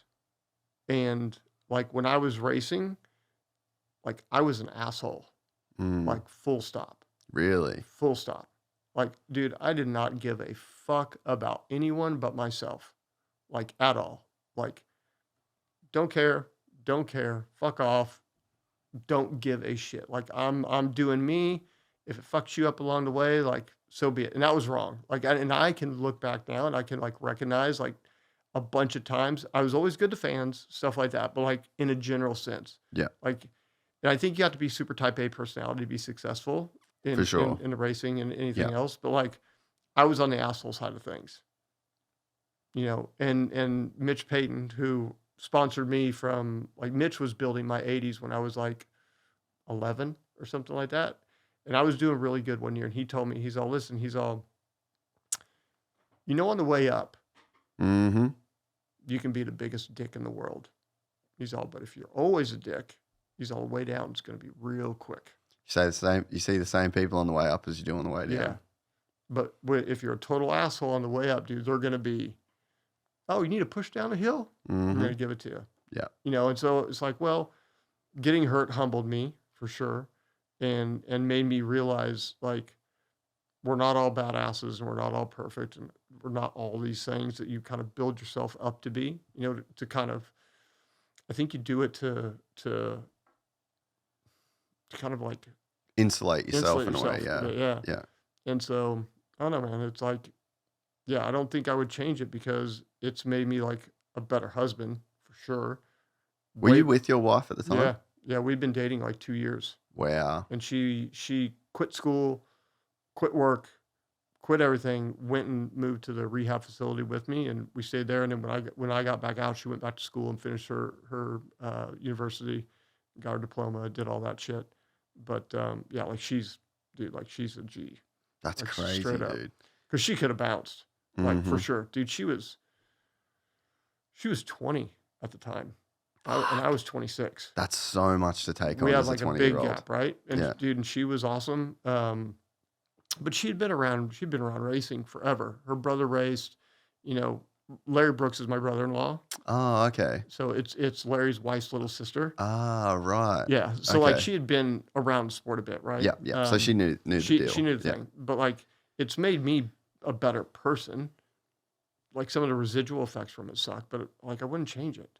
Cause like it's now helped me become X, Y, and Z. That's opened up other doors. And again, it's led me to the day that I am. And, and racing, dude, gave me fucking every avenue in the world to like meet people, travel, get to know people and places and stuff like that. So it's all supposed to happen the way it happens. Yeah, and I think that, I mean, that's obviously like such a worst case scenario. Like that's such an extreme version of that. But I think everybody has things in their life that. Well, I'm saying like when I do these speaking engagements, people ask questions. I'm like, listen, here's the deal. It doesn't matter it doesn't matter what age you are in general. Yeah. You're going to go through life. You get one lap. There's one circle on the merry-go-round. You're going to get punched in the dick somewhere along the way. Maybe multiple times. Full stop. Yeah. Like you're not getting No one Like, gets out of this alive. No. Well, and you don't get a free lap of just of unicorns and rainbows. Yeah. Like it just doesn't exist. And yeah, maybe the full punch in the gut like doesn't come to you personally, but like for my wife, like look at the fucking journey she's had to be on. That's so true, And eh? seeing the fucking crazy shit that like the Mm. person that she's with, and so like it's basically her life Yep. as well. Yep. You know, and she's picked me up off the ground plenty of times, you know, with my face bleeding and, you know, like all sorts of weird shit. Cause it just happens, right? You just like I fall down still. Yeah. So it's like you don't get a free ride. None of us. And so, you know, my kick in the face, my gnarly kick in the face was when I was 26. So hopefully maybe the rest of it's like a little bit cleaner. Yeah. Yeah. You know, but we all have to go through it. Yeah. You know, people, you know, important people die around us or get sick or whatever it is. And, you know, life's not simple and easy.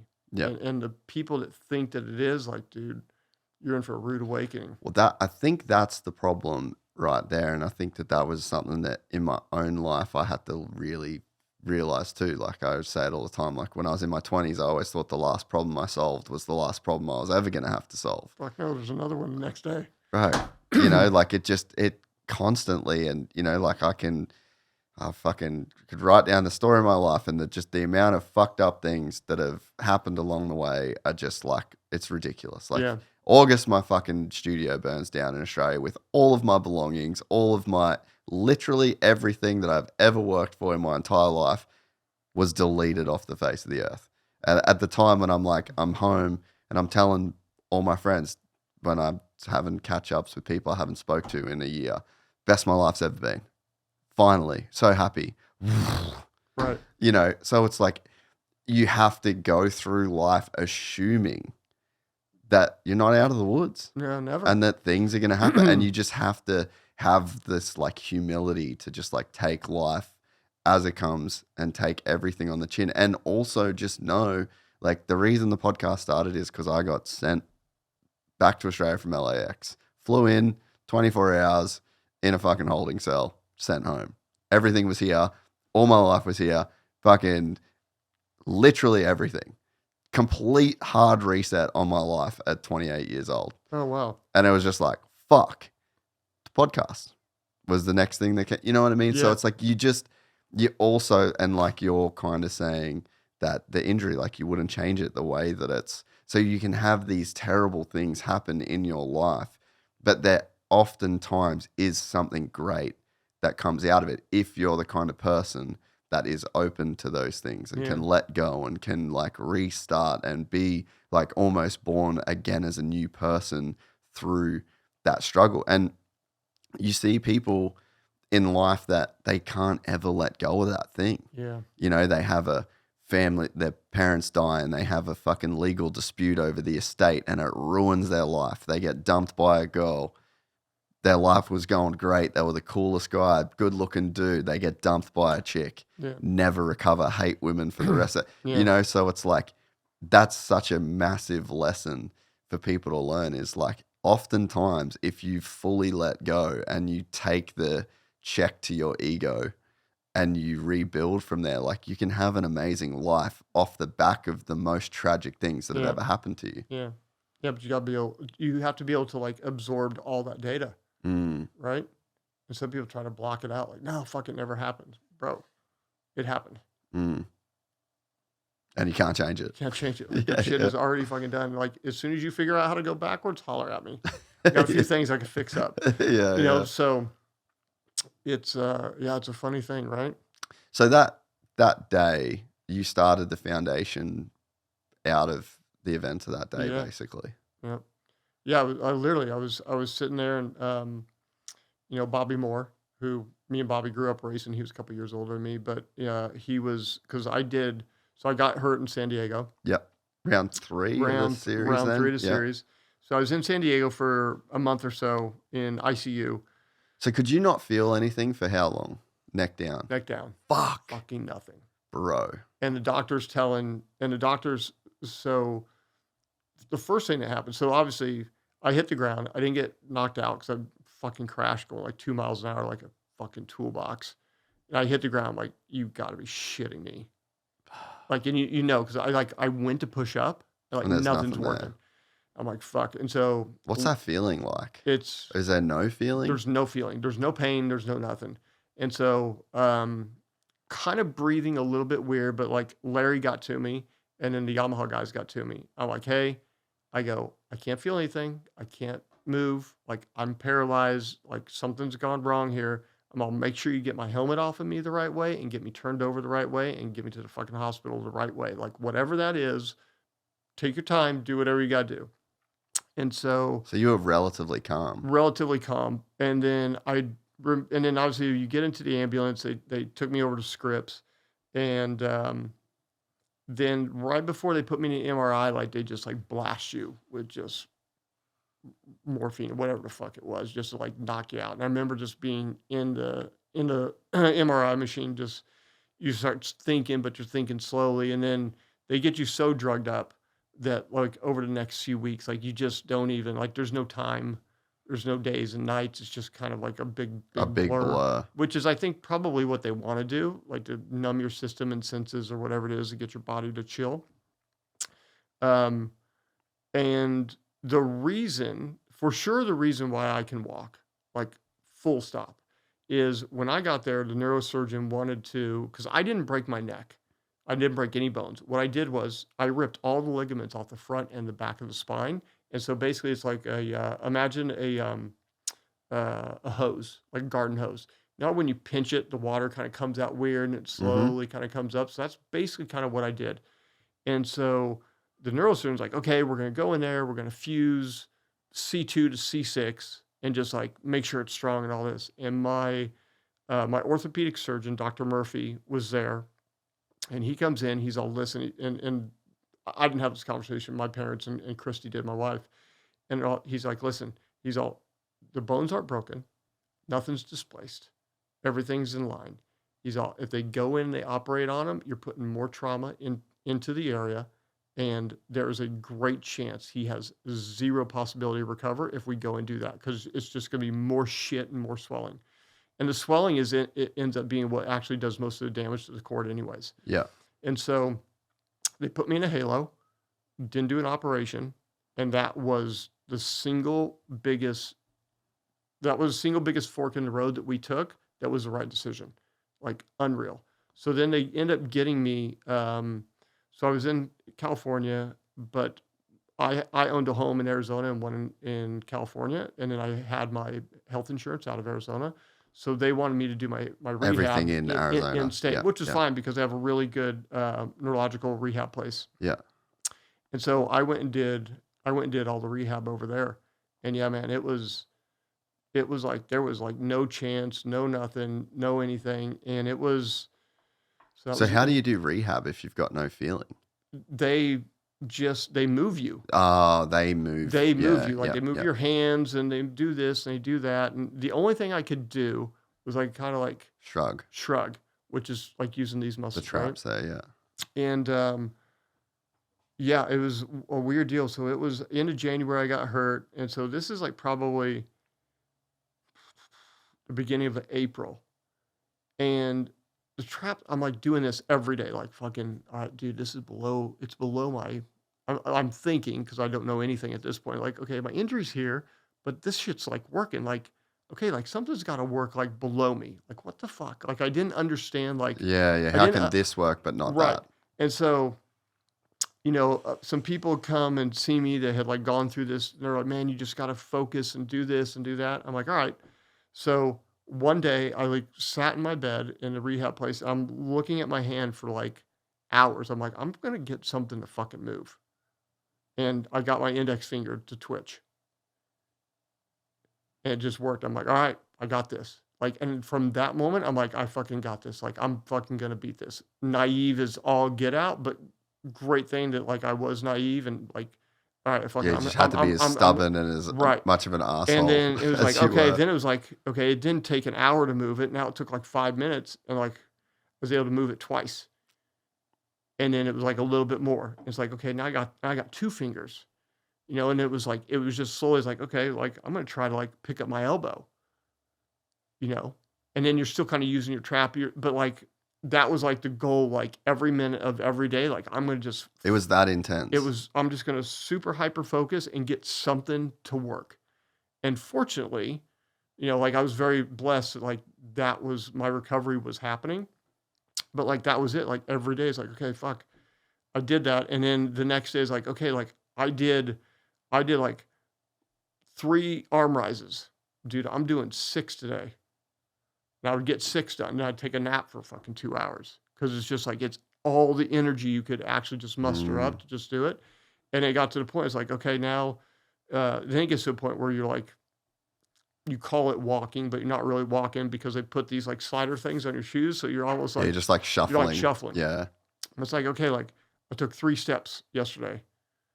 And like, and I did this. I'm so happy that it worked out, but like every day I doubled it. And we're talking from going from, one day you're walking 20 feet to the next day you're walking 40. And I don't care if it took 8 hours to get there. Like I'm going to get to the 40-foot mark by the end of this day. And the next day, whether it takes me 15 hours to do it, I'm walking 80 feet. And then I'm walking 160. And then then the number starts to jump, right? And dude, so my rehab, and I think they loved me and hated me in rehab, but I'm like, dude, like I'm doing rehab all day, every day. When y'all want to join in, because I had my trainer that was there with me, and I paid for a second bed in my room. So he lived, my trainer, Corey, you would love to do an interview with this guy. He's fucking unreal. And so he lived in the room with me. And so like, dude, like we're doing rehab in this facility. Like when you want to join it, sick, join it. But we're doing it like on our own. Like that's incredible. Help us out, do whatever you want to do, but like we're fucking doing this. And so every day I'm like, I'm doubling whatever I did. And we did that. Dude, we did that for a year. And then it finally starts to plateau a little bit, right? But like every day, like I'm doing double what I did the day before. And it doesn't matter how long it takes me. It doesn't matter how gnarly the day has to be, whether I'm going to shit on myself 3 times doing it because I'm straining so much, which fucking happens, right? Because you don't have control of all your faculties yet. But like, I'm just, dude, we're going to do it because everybody told me you got 2 years to make as much progress as you can. Like, all right, bro, I'm using all 2 years, full stop. To the minute. Yeah, full stop. And I'm going to spend every dollar I have that I have to my name to get to the end of that 2 years. And at the end of that road, I'll figure it the fuck out. And so then we did all this, and we found a guy from Danny Way. You know who Danny Way is, right? Yep. Fucking a G. Yeah. And legend. so we found a guy from him. His name was Paul Check down in. Yeah. You know who Paul is? Yep. Okay. I don't know him, but I know who he is. Gnarly dude. Yep. Fucking intense. And so he's got a lot going on. A lot going on. Yeah. And of that stuff, more so today than back then. Yeah. And so Christy and my trainer Corey went and met with him while I was in the hospital, and he's all listening. He's all, I'm not working on him until he can walk through our front door. And so I got to a point I was still in a wheelchair, but I could walk, but it wasn't like what we're doing now, right? And pulled the chair up to the thing, opened the front door. I walked through them all. It's time to work on me, bro. Like you said, I had to walk through. I just fucking walked through. Like, let's go. Wow. Like, let's do this. And he was super expensive. He was like, I think he was like $300 an hour back then. He only took cash. And, and so I was there for 12 hours every day until I ran out of money. No. Yeah. Wow. Every day until I ran out of cash. And so it was going on a weekend, and we were getting ready. We would always make all the appointments for the following week, like on Friday. And he's like, all right, like, let's set the schedule for next week. I'm all, Paul. And I was good at this point. Like, I was walking. We were like lifting weights and shit at this point. I'm all, dude, like, I'm done. He's like, you're done? Like, dude, like, you've made so much progress. I'm all, bro, I'm out of money. I got 15 grand left in my name. Like, I got to be able to, like, pay for some shit while I figure the rest of this life thing out. And so that was my last, like, full-blown rehab session with him. But by then, like, I could walk, I could drive, I could feed myself, I could cook, I could do pretty much anything. I could do it alone, which was like super important. And then that was it. I'm like, all right, I got to figure this whole life thing out now. What am I going to do? No fucking way. Yeah. That is incredible, Yeah. dude. So that was like the journey was like bananas. And what, about 2 years? Yeah. Yeah. And then I, Was it true what they said about 2 years? Did 100%.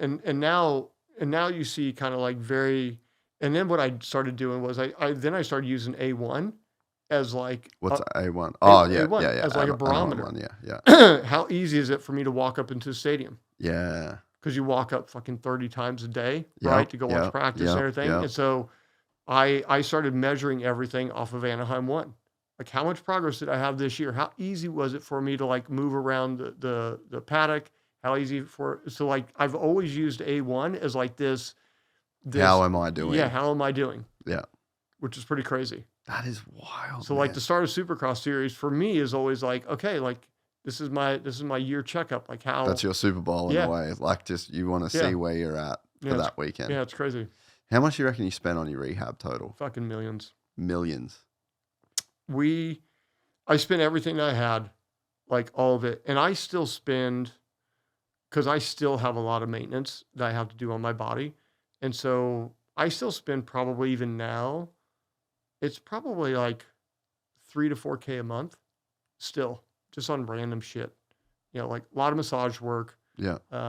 stuff like that. So I still have to spend so I don't kind of, you know, Just start locking up. right. Yeah. And yeah. so, and because I don't take any medication. Really? Yeah. Like I got off. No pain meds. No, fuck that. Yeah. That shit's terrible. Did you have struggles with that in the beginning? Mm-hmm. Yeah. Yeah. And then they have you on all sorts of shit that then gives you all these other like set of problems. I'm like, bro, there's a better way to all Do you remember this. Bronte Holland? Mm-mm. Australian. Mm-mm. So he's really good friends with Bilko. Oh, okay. Yeah. And Yes. you know who I'm talking Yes. about? Yeah. Yes. And he passed away Right. like tragically. And it was a few years after. And I don't know all of the details and I don't want to speak on any of it, but I'm pretty sure that there was just a lot of issues that he had with medication. Yeah. Yeah. And it was fucking tragic. Yeah. And because what they do is they put you on stuff for pain, they put you on stuff for spasms, they put you on stuff so you can piss or shit easier or whatever it is. And then all those things complicate other shit. And then they want to put you on something for this and then something for that. It's just whack-a-mole with just bullshit. Total whack-a-mole. And Yeah. so I have two drugs that I always have in my backpack. And what that is like if I've been like on a, you know, call it like on a full bender where you're working a ton and you're not sleeping a bunch and like you're stressed out and all these things start to go wrong. Talking about like my sympathetic nervous system earlier, like it can get to a point where it like starts to like backfire on you. Yeah. And I have like 0.5 of a milligram of this drug that you can take and it actually just kind of resets your nervous system. Yeah. So every now and again, like, and I always have them on me just because I have to have them with travel and shit like that. And so those are the only things that I will take 5 of them a year. Mm. Like it's nothing. It's so small, but it's just enough to just like get my nervous system just to chill so I can kind of get it back under control. Yeah. But that's like the only thing that I do on that. But yeah, all that shit will fuck you up. Yeah. Yeah, man, it's crazy. Like, and yeah, you're taking painkillers, but then you can't shit. Yeah. Then you're taking something to make you shit, and then that's giving you anxiety, and then you're taking something for anxiety, and like, Yeah. bro, you're just on a fucking roller coaster. Yeah, Eh? for sure. What's the biggest problem you have now after all these years? Is it pain? Yeah, I mean it's like right now, like sitting here right now, like it's not too bad. Like yesterday, like I had a number going on my feet. Like yesterday, my feet were just like it felt like so the feeling you end up getting is you know when you have something fall asleep, Yes. okay, it starts to come back and you get that weird Pins and needles. that tingling thing. Yeah. Okay, now just like ramp that up a little bit with like a bit of fire. So it's hot. So it's hot. At least for me, that's the Yeah. sensation I feel on it. Yeah. And it's so awkward. Like, so you get up to piss in the middle of the night, but Yeah. you've been like sleeping weird on your leg Yeah. and your foot's asleep, and then you've got to walk to the toilet Right. because you busted for a piss. That feeling is so awkward Yeah. and weird and shitty. And that's probably what you're feeling in a way. So yesterday, like it was a number, and I knew once I got to the hotel last night, just lay on your back, chill for a Well, few you had a minutes. big day. You're at Glen Helen. Yeah. And I yeah. drove all the way from AZ all the way over. So it was like a lot of shit going on. And I Yeah. knew, and so like today, like it's pretty good. Like there's maybe like a little remnants of it, like a touch. But it's not too bad. Yeah. Right. So it's just, but I'm 25 years into understanding like how to maneuver through everything. Yeah. Because like, dude, like the first like 8 years after the accident, I can't even tell you how many times we 911 and I got ambulance to the hospital. What Like, and what for, from? Dude, like stuff would be going on. I just fucking black out, just pass the fuck out. Like, like when you hit your head and it closes in full on and you don't know. And is that from pain or just just a bunch of stuff? Weird shit. Like, you don't know. A lot of it has to do with like, if you're making sure you're going to the bathroom enough during the day, and like just things that normal. You don't have to think about. They just happen. So it's just shit like that, weird stuff that you just learn from. And funny with the water stuff. Like I got on a kick like in like 2007 where I'm like, I'm not drinking any juice. I'm not drinking any. I'm done with fucking sugar. Like I went like, I thought I was going like for fuel, like full on purity. Yeah. Right. And so I was only drinking water and like no electrolytes, no nothing. And I like depleted my system. They started locking up. It was fully locked up. Yeah. Like fucking ugly. And that one put me in the hospital for like a whole day. No way. And the doctors come in after they do all my blood work. He's like, you got any salt lately?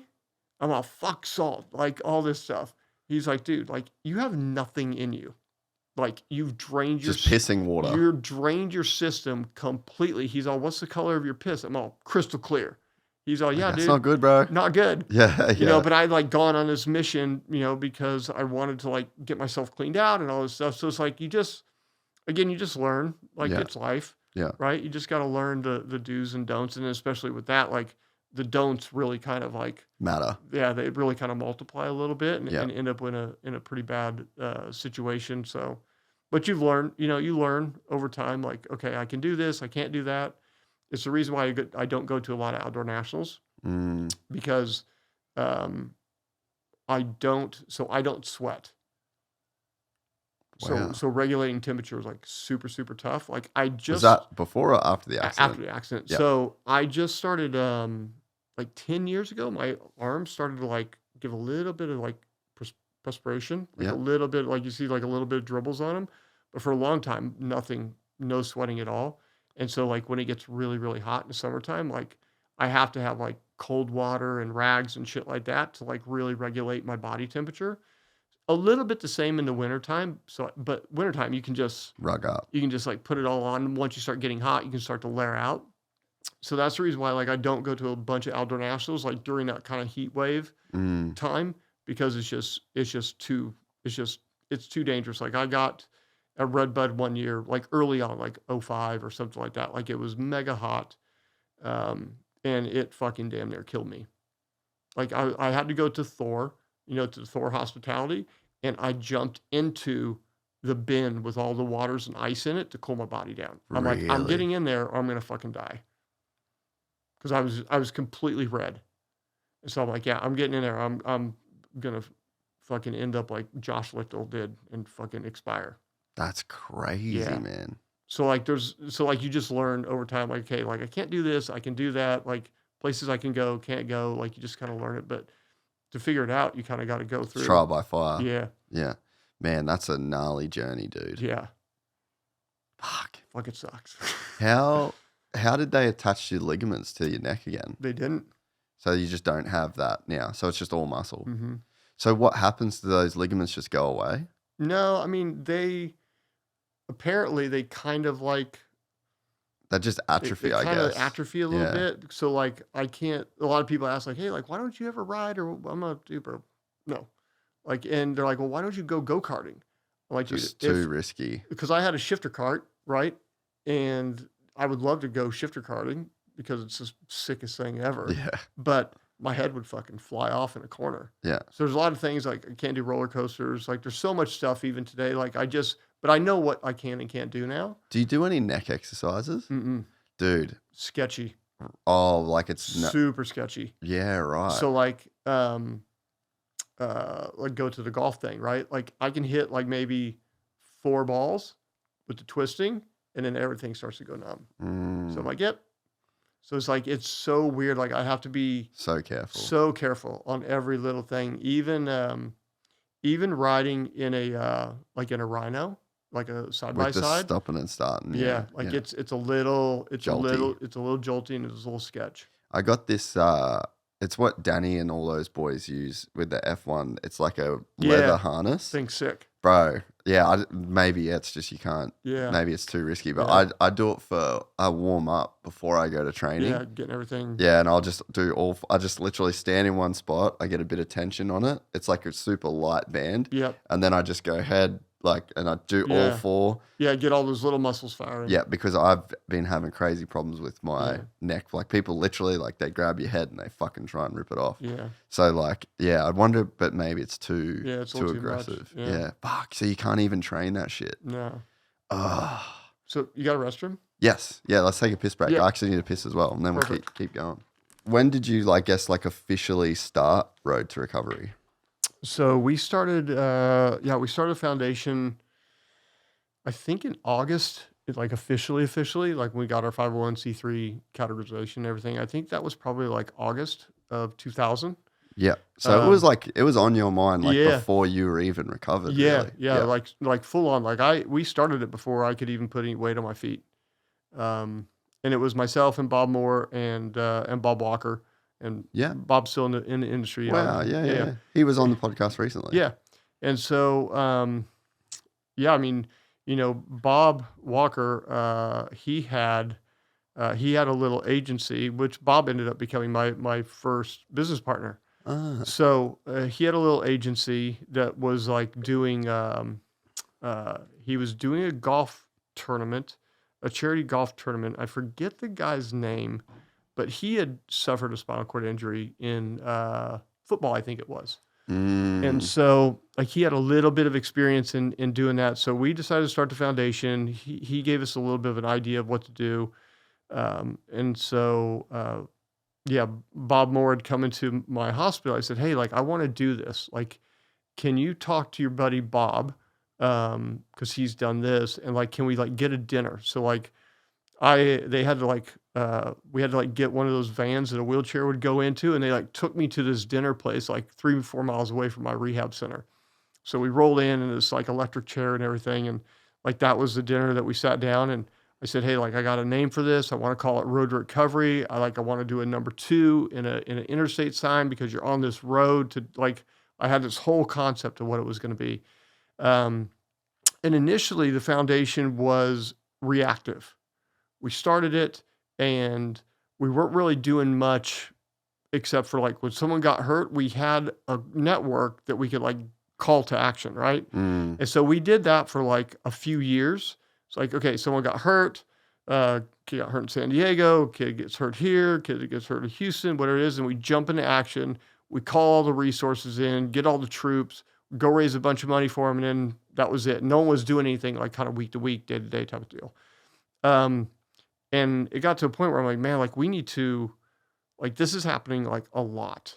And at the time, my mom had just retired from the phone company. She'd been there like literally, she like graduated high school and started working there the very next day, and then worked herself all the way up to like top executive at the phone company. No way. And so she retired, and yeah, got a lot of my work ethic from mom, that's for sure. And then she had retired, and she'd been retired for like maybe 6 months, and she was going like batshit crazy, Yeah. like bored out of her mind, like calling me all the time. And I'm like, fuck, Yeah. like, you need a job, bro. you need a job. Yeah. And so she's like, well, why don't we grow the foundation? Like I can come in, I can help, I can do day-to-day organized stuff. And so we got my mom, and then we got Mike Young, and Mike Young's like a G. Dude, this guy is fucking insanely good at what he does. So Mike got hurt at Glen Helen, 4-stroke national. And what he does for us is like when someone gets hurt, he is on the phone with them and their family instantaneously, walking them through hospitals, this, that, do this, don't do that. Like he's insane. Like you can go ask anybody that has worked with him. Like call Jerry and his wife right now. Just say, hey, what do you think about Mike Young? And dude, I'm sure the text is going to be a fucking mile long, like how gnarly and good this guy is. So we got him, and then like what me, Bob, and Bob Moore did was we're like, okay, now we're going to go into action. So what we did was we went to all the OEMs. We said, hey, we got this foundation. We're trying to grow it. We want to build an endowment so that we have money in Just money to spend. Money to spend. So that it's right there. So we went to all the OEMs, and Keith McCarty from Yamaha was, for obvious reasons, like myself, Doug, like he's the first one, like, yeah, we're in for $100,000. So I got most of them.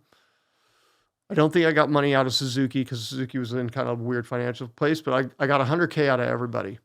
And that like was the initial thing. So we had like $300,000 that started the endowment. So then we built out like what the endowment was going to be. It's like, okay, so, all right, we got $300,000. So we're going to have to limit it. Like if 6 guys get hurt in a year, like we're wiped out. So we had to kind of limit it, which thankfully we've never gone to like what the limit is. And it was like $25,000 or $50,000 initially. Like if you got hurt, like we had that set aside for you. So we could start doing shit. We could fly in your folks. We could get them hotel rooms. We could do this. We could pay for... Because it's more than just the medical expenses, right? It's a total life fuck what happens. Like everything is screwed. Everyone around you is screwed. It's just bad, right? Because no one knows what to do. No one knows how to handle this. This isn't a broken femur. It's like, okay, do this 6 weeks, 12 weeks, 15 weeks. You're good to go. All that stuff. There's no rule book for any. Do you live on the second floor of a house? Do you all sorts of shit, right? And so we started doing all these things. And with Mike, because he's been in a wheelchair for so long now, the network he has like in that space, in like, the hardware space, I would say, of that, like he's dialed. So like, you see guys, you probably see some kids at Anaheim in chairs or running around. They have little hand scooters. It's like electric. That's all us. So I went and spent a couple of years ago, I think I went and spent like $120,000. I went and bought a fuck ton of these things because we got a good deal on them. Like, all right, I'm going to go spend a bunch of money and I'm going to go buy these things and we're going to have them for when guys get hurt. And we're now like almost out of these things, so now it's like, okay, now we have to rebuild them. Guys need new wheelchairs. Like we have a total hookup with like the guys over at Quickie, stuff like that. So like we can get guys wheelchairs, get them rebuilt, and they're fucking super expensive.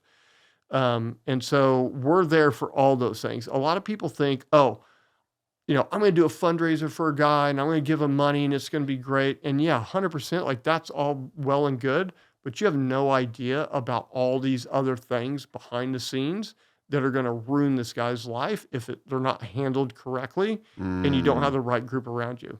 So one example of that is, this is a few years ago. We had a kid who had gotten hurt, and most of these guys, and this is something I'll go into in a minute, most of these guys don't have the right insurance, like period. So they get to a point, the hospital sends them a bill for like $750. Like family's wiped out. Like they're at a point now, and this is going on. They're trying to negotiate. They get it down to like $500,000, and they're still like, okay, like, fuck, that sounds like a shakedown, dude, bro. Like we don't have $500K in equity in our house. We're gonna lose our house. We're gonna lose all this shit. And so in our charter, you have to be a professionally licensed athlete to get our help. He wasn't. He was an amateur. But they call us. And they're like, hey, do you know how to navigate any of this? And so my mom is like, send me everything. Let me see if I could help you. And she's a wizard at understanding coding and all this other shit. And it is a shakedown. So she goes through the whole thing. And these people are in financial bad help. He's a dirt bike guy. I'm like, okay, well, whatever our chart is, we just need to figure out a way to like navigate this whole deal for them.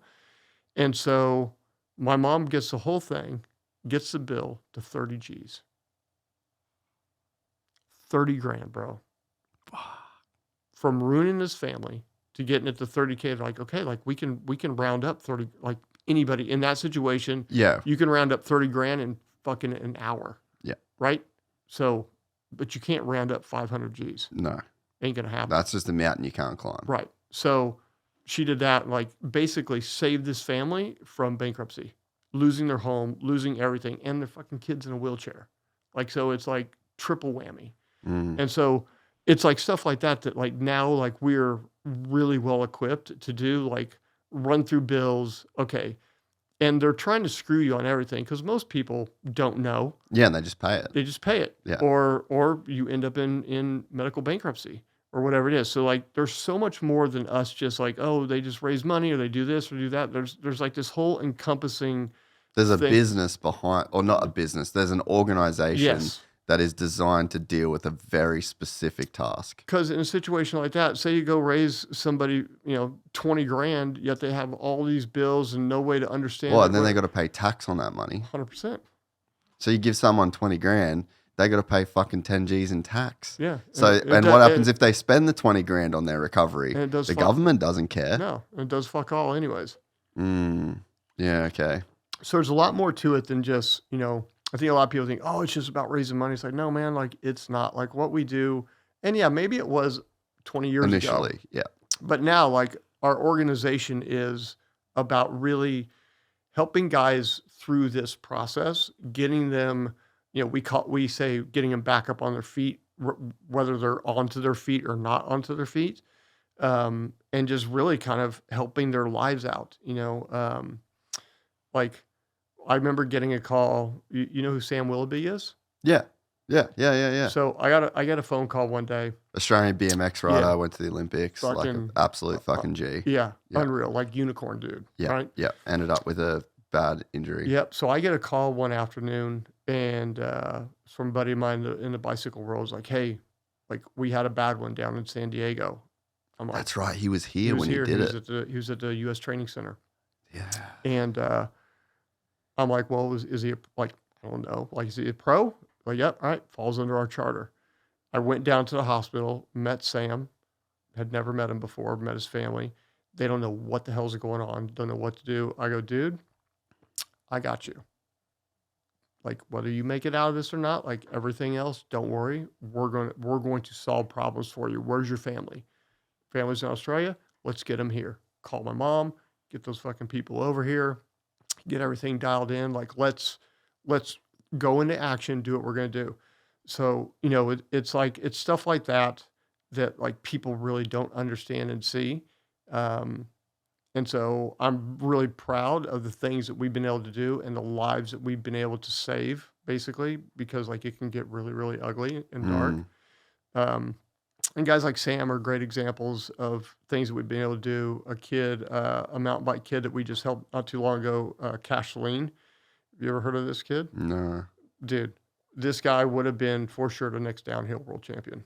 Really? He's at Glamis on a side-by-side, gets a flat tire, gets out of the car, changes his tire, hit and run. Bro. Fucked up. That's so... And they still haven't found the guy. No. Yeah. So he gets paralyzed from the waist down. I talked to Cash last night. He walked 80 feet yesterday. So sick. Yeah. Just so stoked for him. Like, is he going to be a mountain bike guy again? Probably not. You know what I mean? But like the fact that like he's... But what do they say? A healthy man wants 10,000 things. A sick man wants one. Yeah.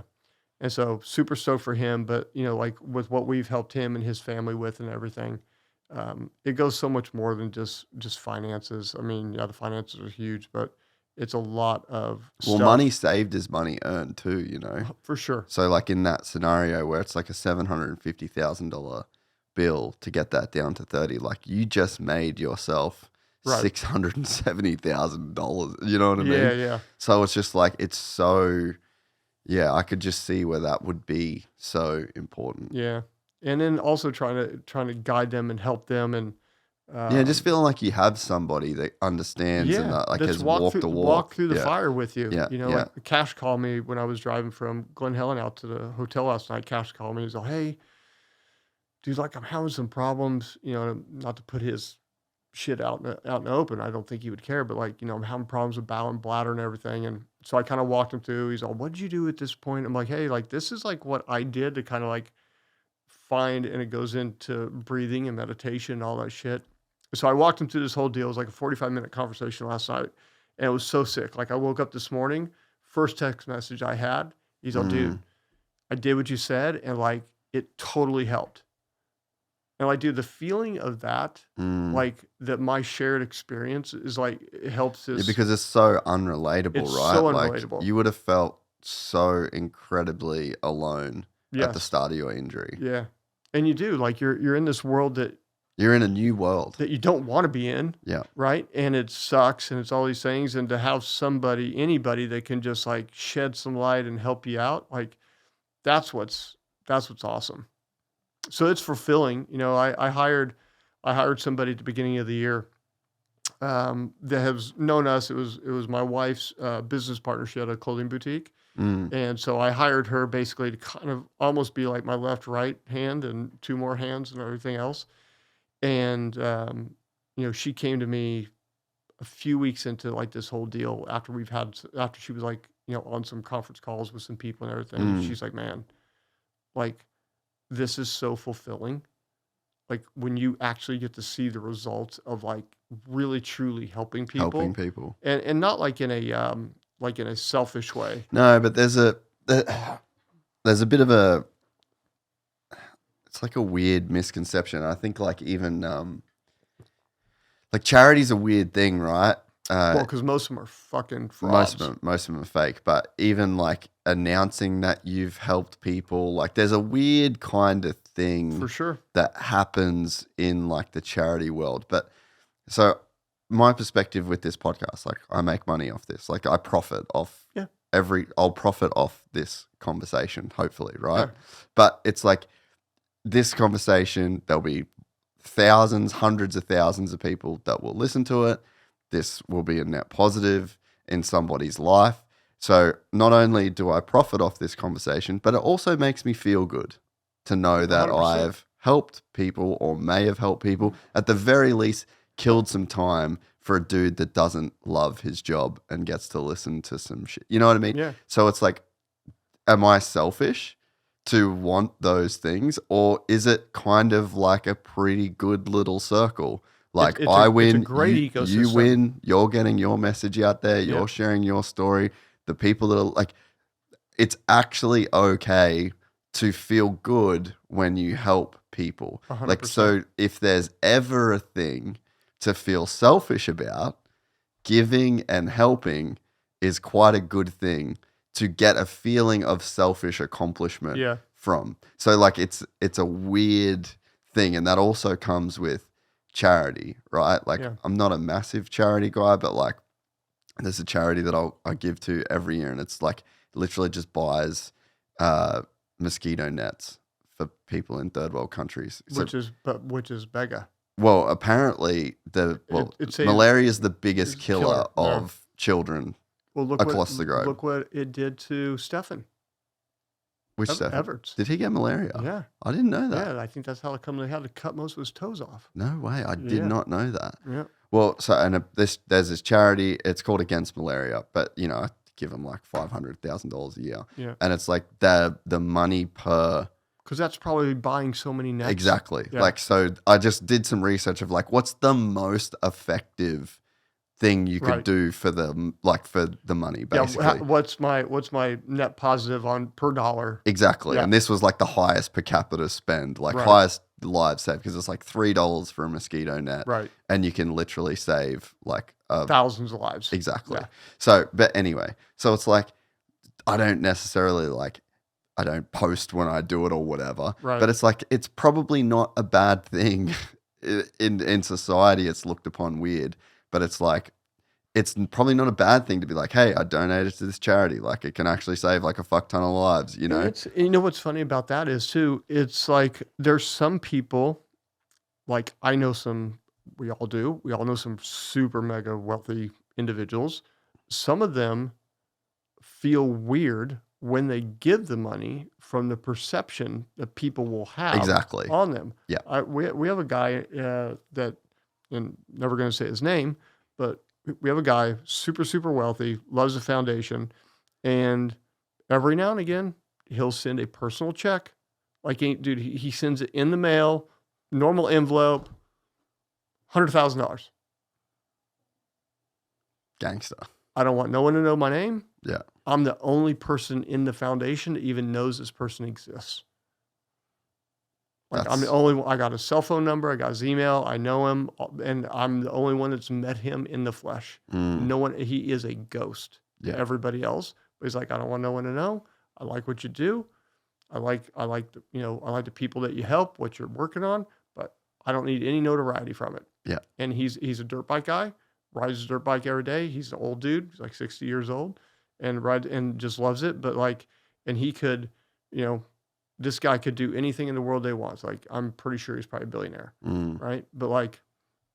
But he doesn't want people coming to him, for either positive or negative reasons because his name's been out there associated with just giving money. Yeah. So it's a weird, the charity thing's weird. It is a very weird thing, but I think like in doing this was like the first time in my life where I kind of had that weird feeling of like, I get messages every day. This helps me so much. This, like the positivity that I get back from this. And I'm like, dude, I fucking love it. Like, I love doing this. You know what I mean? Yeah, this is a great, I'm like, thank you for listening because like my life's awesome. I fucking love my life. Yeah. I have a great team. They all get to live off this thing. Like, this is, thank you, And you might end up, because you don't know what someone's got going on. There's some dark shit out there. Fuck yeah. And someone might be in a situation where, dude, they're looking at that gun and they hear something. Maybe they hear my story. Maybe they hear MC, whatever it is, and something clicks the right direction. Yeah. And maybe it takes them out of that and it's like, well, fuck, man, what he did, I can do that shit. And maybe it, like, you don't know. Like, and maybe I've got some messages. And you probably have gotten some that's like, dude, like, this helped me do this. I mean, and that's a net positive in life. And I guess my point in saying it is like, if there's one thing that it's okay to selfishly want is to help people. For sure. Like, it's totally fine. At least this is the where I've got to. It's totally fine to be selfish about wanting to help people if you genuinely want to help people. And again, like doing a thing for the right reasons, And you're not doing it because you want clicks or you're trying to like net positive yourself, like maybe financially. Yeah. Or so it's like that shit. That shit doesn't fly with me. How many of your New Year's resolutions have you been able to keep so far? I've been able to keep on track with my daily nutrition habits as I'm still starting off each and every morning with AG1 the same way I have for years. 1 scoop a day or one of the convenient travel packs when I'm away at the races make it really easy to stay on track with my health goals. For me, the benefits of taking AG1 every day are super clear. Firstly, it just sets the day off on the right foot. Secondly, after years of taking AG1, I know how good it is for my digestion and overall gut health. My skin is clearer and my hair and nails are healthier. I love that AG1 is NSF certified for sport, meaning it's been independently tested for quality. When it comes to my health, I want something I can trust, and that's why I've been partnering with AG1 for so long. And AG1 is offering new subscribers a free $76 gift when you sign up. You'll get a welcome kit, a bottle of D3K2, and 5 free travel packs in your first box. So make sure you check out drinkag1.com/gypsytales to start your new year on a healthier note. With the foundation, like, there's a lot of people in this industry who talk a lot of shit. On the foundation? Oh, yeah. Really? Yeah, fuck them. Really? Mm-hmm. I actually didn't know that. Yeah, a lot of people Huh. Oh, yeah. That's a bummer. And like, what's the argument? I'm one of those ones, like, I'm not going to talk shit and like, if you're not going to say something positive about somebody, like, don't say anything. Yeah. But there's like, I'll say this, there's some motherfuckers in the industry who talk a lot of shit. It's like, dude, you gotta be kidding me. Like, a few years ago, someone said, like, I have a nice house, right? And drive nice cars, all these things. They're like, oh man, he's stealing from the foundation. Like, motherfucker, do you know what I do for a living. Yeah, you literally manage athletes and make people a lot of money. Like, and do you money makes money. Yeah, and do you think like the management thing is the only thing I do? I'm not smart enough to have investments. I'm not smart enough to have other companies that I own and whatever. Like, you have no idea what's going on. So don't think, because I wouldn't steal money from the foundation, number one.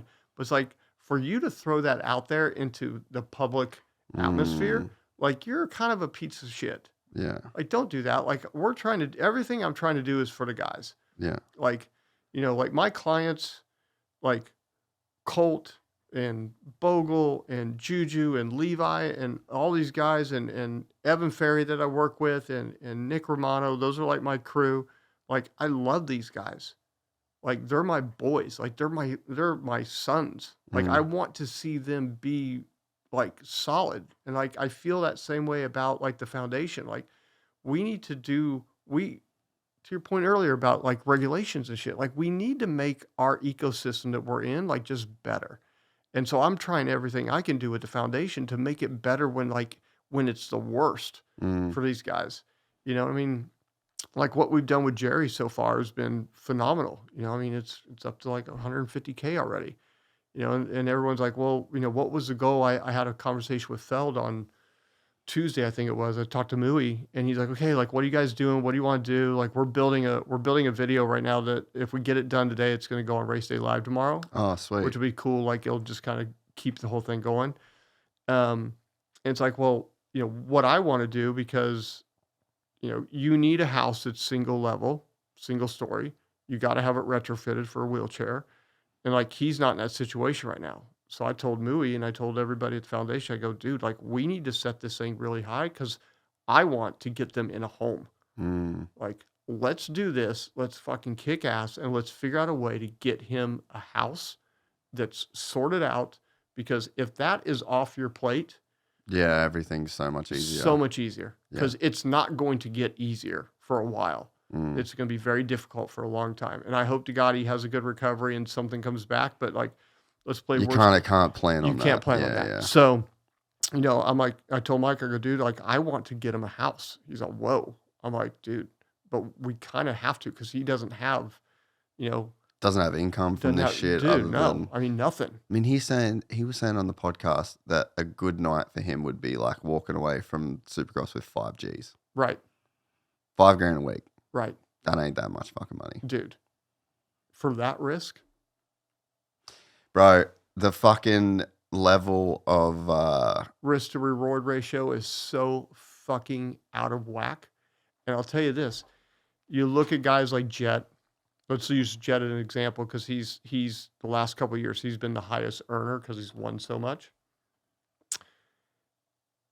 The speed that those guys are going to win for what they're getting paid is fucking so off the limits. It's unreal. Like, those guys, if anything goes wrong at that speed, at that level, dude, it is ugly as balls. And yeah, it doesn't happen often because they're so good. But dude, it's all screwed. But the problem is like your crash, you were rolling whoops. Right. Jerry's crash was just like awkward as fuck. Yep. That wasn't a big crash. Austin Faulkner hits the concrete from 30 feet in the air going 35 miles an hour and is fine. Right. Like, but fairly fucked up. I mean, fucked up, yeah, but fine in that, in the big scheme of. So of the problem life. is like, it's not just the top guys. It's not how fast they're going. It's just, this is the gnarliest shit. You can't brace for the things that, like, what caused your injury, you can't brace for that. No. What caused Jerry's injury, you can't brace for that. No, there's no, like, for me and for Jerry, like, there's no neck brace that would have fixed that. No. No. And it's never going to be. There's no Alpine Stars suit that's going to fix it. It just doesn't exist because we are fully exposed. Yeah. But yeah, the ratio of like income versus any of it is so jacked up. And for him, like, he's not had the factory ride. He's not like showing up on the weekend going, it don't matter what I do. Like, I'm being paid 25 G's just to be here tonight. That ain't the case. And so, those guys, like, it's hard for them to buy homes. It's hard for anybody to buy a home these days. You know what I mean? Let alone having to get a house if you're in a rental, that like the rental people aren't going to allow you to come in and like make it wheelchair accessible because you just fucked up their home. So like you have this like massive stepping stone that you have to get through. And it's like, dude, like we need to help this guy figure this shit out because it's going to be gnarly for him. Like when Ernesto got hurt, he made good money. He'd had this, he'd had that. He has homes. So like him getting his house sorted, not that big of a deal. Yeah. But a guy that like isn't in that position, it's fucking tough. Yeah. Man, and like fuck, it sucks to even like to hear Jerry talk about like he's literally sitting there saying like, oh, there should be some insurance and there should be this and that. And like I literally said, like if you had a magic wand, like what would you do to change the sport? And it's like everything he said was like, we need more help with its injuries. And it's like, I just don't. And everything he said hit him in the face. And it just fucking happened. And it's like, oh, it's been hard to take, like to just see. Yeah, it was just very, very like real. Yeah. And like we've tried a few times to figure out a way to do insurance because insurance is jacked. But like, all right, this is like my whole privateer take, right? I'm like, there shouldn't be this many dudes being allowed to race, right? I'll play the other side of that. Like, I would love for there to be insurance for these guys. Yep. That it's like Feld provides the insurance and there's like a basic healthcare that these guys have. How the fuck are they supposed to do that when any random dude can just show up and race? Can't. You can't do it, man. No one will underwrite it. Exactly. So what? I just decide that I'm going to come over and I want to try my hand at Supercross. What an insurance company is going to tell you to fuck right off. Yeah. It's never going to happen. And that's the problem is like everyone wants everything. The premium would be. And no one's paying that. Would be so far into the millions that it starts to affect everyone's margin. It's just not going to happen. Yeah. Like at all. And the other thing, I had a conversation last night with a couple of people at the foundation. I go, one of the other problems that we have is that there's no good guidance right now. And I think we're going to build like a guidance like worksheet for this on the insurance that you need to have. Because like, obviously, like when you sign up, like you need to have insurance. But like these guys having HMO insurances, stuff like that, or these like really like fucked up insurances are like not good. Because they just don't work for what you're doing. Yeah, they work for the 38-year-old that's working a 9-to-5, that's not doing shit on the weekends. Like he's fine with it. But for what you guys are doing, like there is a certain type of insurance that you need. Who's the best that you found? Blue Cross. Yeah. By far. Yeah. By far. That's the one that you need. That's what my insurance guy recommends as well. But like an example, so Colt Nichols got hurt at Anaheim, right? Broke both wrists, all this shit. Right before that is when Star made everybody move to Florida. Okay? So he had to get new insurance. He got an insurance that wasn't correct. He thought he got the right insurance. So he didn't get Blue Cross? No. So, but the thing is, like, here's Colt. What did he make? He probably made $1 million a year before, right? With bonuses and everything else. Yeah. Does he give a shit about $500 a month for the best insurance? No. But he got the wrong one. It wasn't that he was trying to save money or didn't want to. He just didn't get the correct one when he clicked on the link for whatever it was. So one of the things I want to do moving forward is like be able to provide some guidance for guys. Like, here you go. If, because most of the guys are living in 5 different states to be real. Here's the best ones. If you live in Florida, if you live in Cali, if you live in Texas, if you live in North Carolina, the states that kind of everyone's like, migrating to right now, and give them an idea of like, okay, and in that state, these 3 policies are really the only ones that you should have that's going to cover you in case shit goes wrong. And here's like the range of fees or whatever it is. But that's also another problem that goes on too. It's like, dude, you got to have the right insurance. Full stop. You just have to. And if you don't, you'll find yourself in trouble. I mean, we're always going to help no matter what, and we'll negotiate bills down, everything else. But like, It's just you gotta be organized correctly. So again, that's like another thing that we can do and we're gonna do and try to make it better because getting an insurance policy for all 120, 130, 140 guys, it's never gonna happen. No. It's impossible. No, and I mean, yeah, you just can't expect that Feld would ever do that. I mean, maybe if there's 30 guys and there's, But that's never gonna happen. Yeah. But yeah, so it's like, it's not gonna be a MotoGP or F1 grid. it should be, in my opinion. But it's. Yeah. How many in the 25 years that you've been doing the foundation? How many people get hurt, and how many people would you say a year get hurt? Well, so it's been 25 years. I don't know the exact number, but it's like north of 200 guys. So 10 a year, give or take. It's jacked.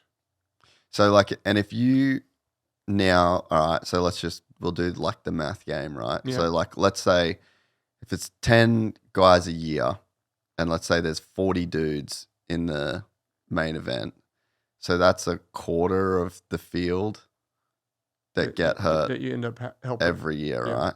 So what would happen if 25% of the NFL had life-altering injuries as a result of playing their sport every single year? Could you imagine the outrage on ESPN? The outrage in the public? Dude, they would march on Washington for some shit. Yeah. And that's what, like I was with Dax Shepard at MotoGP and Ken Roxon, right? Mm-hmm. And so Dax is talking to Kenny and he's like, "Oh, what's gnarlier, like MotoGP or Supercross?" And Ken's like, "Oh, I don't know." And I'm like, "Brother, it's fucking Ken's gonna be politically humble." correct. And yeah. It's like, dude, it's Supercross. It's just it's Supercross all day, every day, and it's never not going to be Supercross because the risk. It's not just Saturday night. You're doing the same. You're doing full contact NFL Monday, Tuesday, Wednesday. You're flying to the race. 100%. You're riding again Thursday. There's how many dudes get hurt at press day? You're exposed to the risk Thursday, and then you're exposed to the risk on Saturday, and then you do it all again, and you do it over and over and over and over and over, week after week. And a guy gets hurt. Jesse Nelson, one of the best 250 riders that we've seen in a really long time. He was at the top of the sport. Yep. Just gone. And no one talks about him. He's just off to live his life. You know, like it is fucking ruthless, man. It is. I just don't know another profession like this. Yeah, it's insane. I mean, and it's, for me too, like when I came back, so I go through my rehab thing and I'm like, okay, I'm done. Like I had to figure out a job. And so like I went to everybody and I was like, everyone's excuse, because I was limping like really, like you could tell like, okay, like he's got issues, like if you didn't know me type of thing. Right. And so I went to everybody. That's like, dude, like I just want a job, because you want a job for a couple reasons. Well, obviously you got to make money to live, but you also want to feel like you're not fucking nothing. A cripple. Yeah. And but you don't want to feel like your life has zero purpose, because when you're a racer, from the time that you're 6 or 7, whenever you start, is just built in. Your purpose is like, what are you? Like, I am a dirt bike rider. That's what I do. Like all these things. And so you lose that sense of everything. Like you have no humanity anymore. Like all this stuff is gone. And so like I wanted a job, couldn't get one. And finally, like me, the way I got back into everything was Bell Helmets. They're like, hey, like we got rid of our marketing guy. You like want to come like run marketing? Oh, fuck yeah, that's sick. Mm-hmm. So I was like the Bell Helmet guy for like one season. And, I set up all the sponsorships with all the amateurs. I did all the pro stuff, did road racing, and then I handled all the BFA stuff for IndyCar. And so I was doing all that, and I was negotiating, I did a negotiated deal for Paul Tracy to be in BFA. Yeah, right. And I had a ton of fun like negotiating the deal. And then, but then like the negotiation was over. And then it's like, then you're just doing the servicing. I'm like, fuck, this is fucking boring. But like the negotiation part, like that was pretty fun. So that's what led me into the whole management thing. Well, and it's a sport. I mean, I love that part of this business. Yeah. Like I fucking love, like me and Rones that works with me, like we build our decks, we're pitching sponsors, we're working on different deals. And it's like you plan in 12 months, like I'm flying to Florida on Sunday to like film some content stuff with Yamaha. And like, I love that, making the deal, executing the deal, making the product, bang. Like that's such a fun, it's a sport in a sense. It's a fulfillment. Yeah. Because accomplishing anything, like, because you're here and you're trying to get to here, like, okay, so you start the deal here and the finish of the deal is up here. It's like your Everest. Yeah. Like, I got to get up this mountain and get there. And then it's done. And then you come back down to the bottom and you build another one. Yeah. But it's that feeling of being able to do something and accomplish something that like we all need. So with Jerry, for example, like I know that he did like some construction work. Like that's not going to be possible anymore. Mm-hmm. You're not going to be a dirt biker anymore. We're going to have to help you, work with you to find yourself, your new sense of purpose, your new sense of who you are. Because like the guy that you were died on the track, just like the guy that I was died at Qualcomm Stadium. That dude is dead, never coming back. That soul is over. The new me is what you have. And like, you got to figure out from there. No, it's so true, eh? I mean, that's one of the things with Jerry. I've spoken to him a few times since last weekend. And, even I think that's like one of the fucking things that just really broke my heart. Like I literally just sat here and told him how happy I was for him right there. Yeah. And everything that he's been through and everything that it took to get to that point where he was just sharing this epic story from a great place. He messaged me the day, maybe it was the day before, he got a new sponsor and he talked about it on the podcast. He's like, hey, can you make me a reel? And is that Nectar company? Yeah. So he was like, we were going to make the reels for the thing.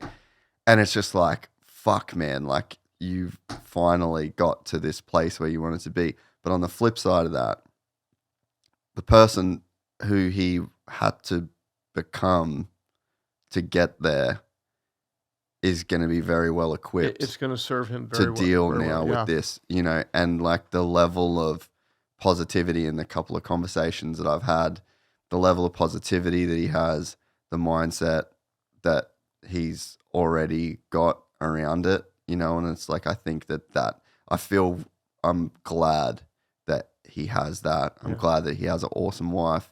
I'm glad that he has these people around him that can help him. But I really do believe that the guy that he is now is someone that can take that challenge on. And he's a very smart and very well-spoken guy. Yeah. So he's still, like, he has a lot to offer whatever direction that he goes in, Yeah, I mean, and he's already proven he's got that work ethic, right? Which will again, it will serve him like super, super well.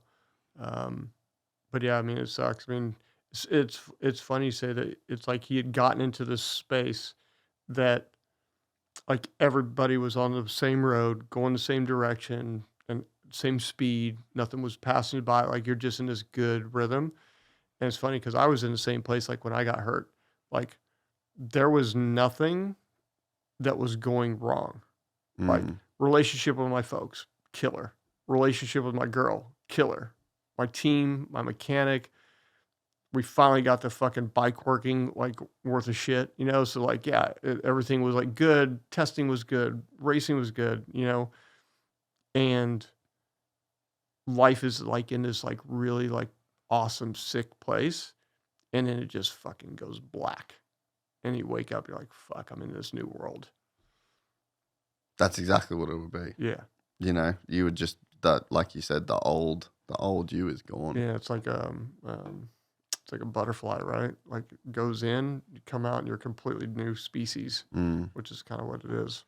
So, who are you guys? So, obviously, Jett, you've got Jerry that there's some fundraising for, but is there anyone else currently that we're working on? Yeah, there's Chad from down in Florida, and I think we've been raising money for him. We're doing so after Paula.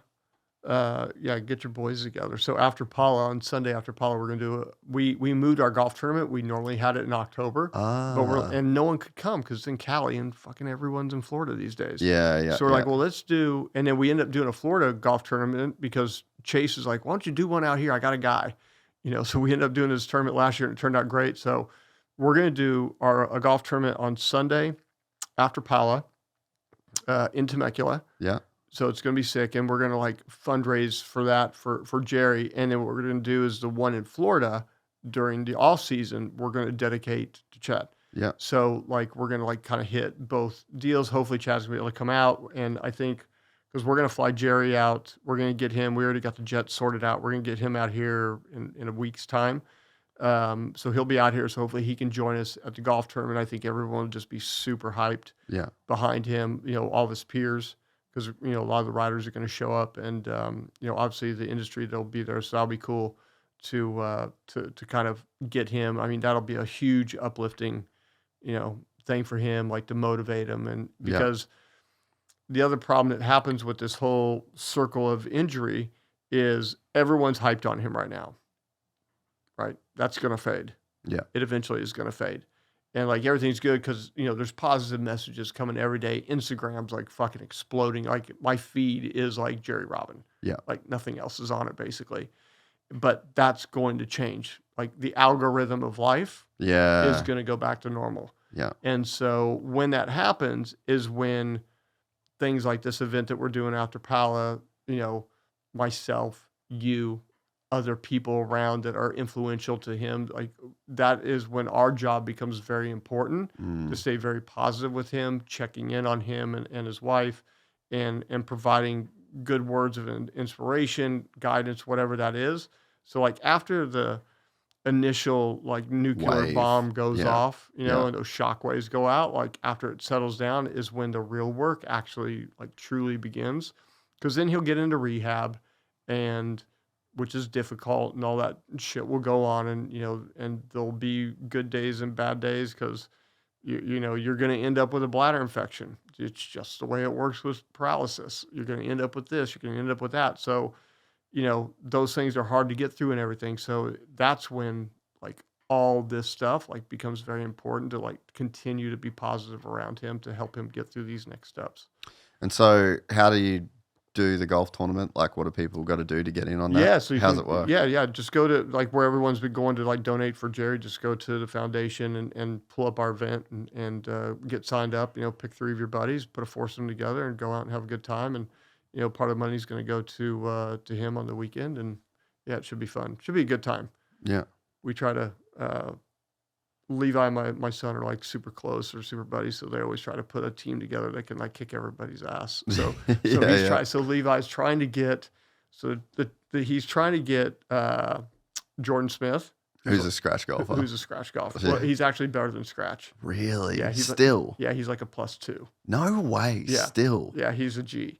And then he should have stuck to golf, bro. Dude, fuck.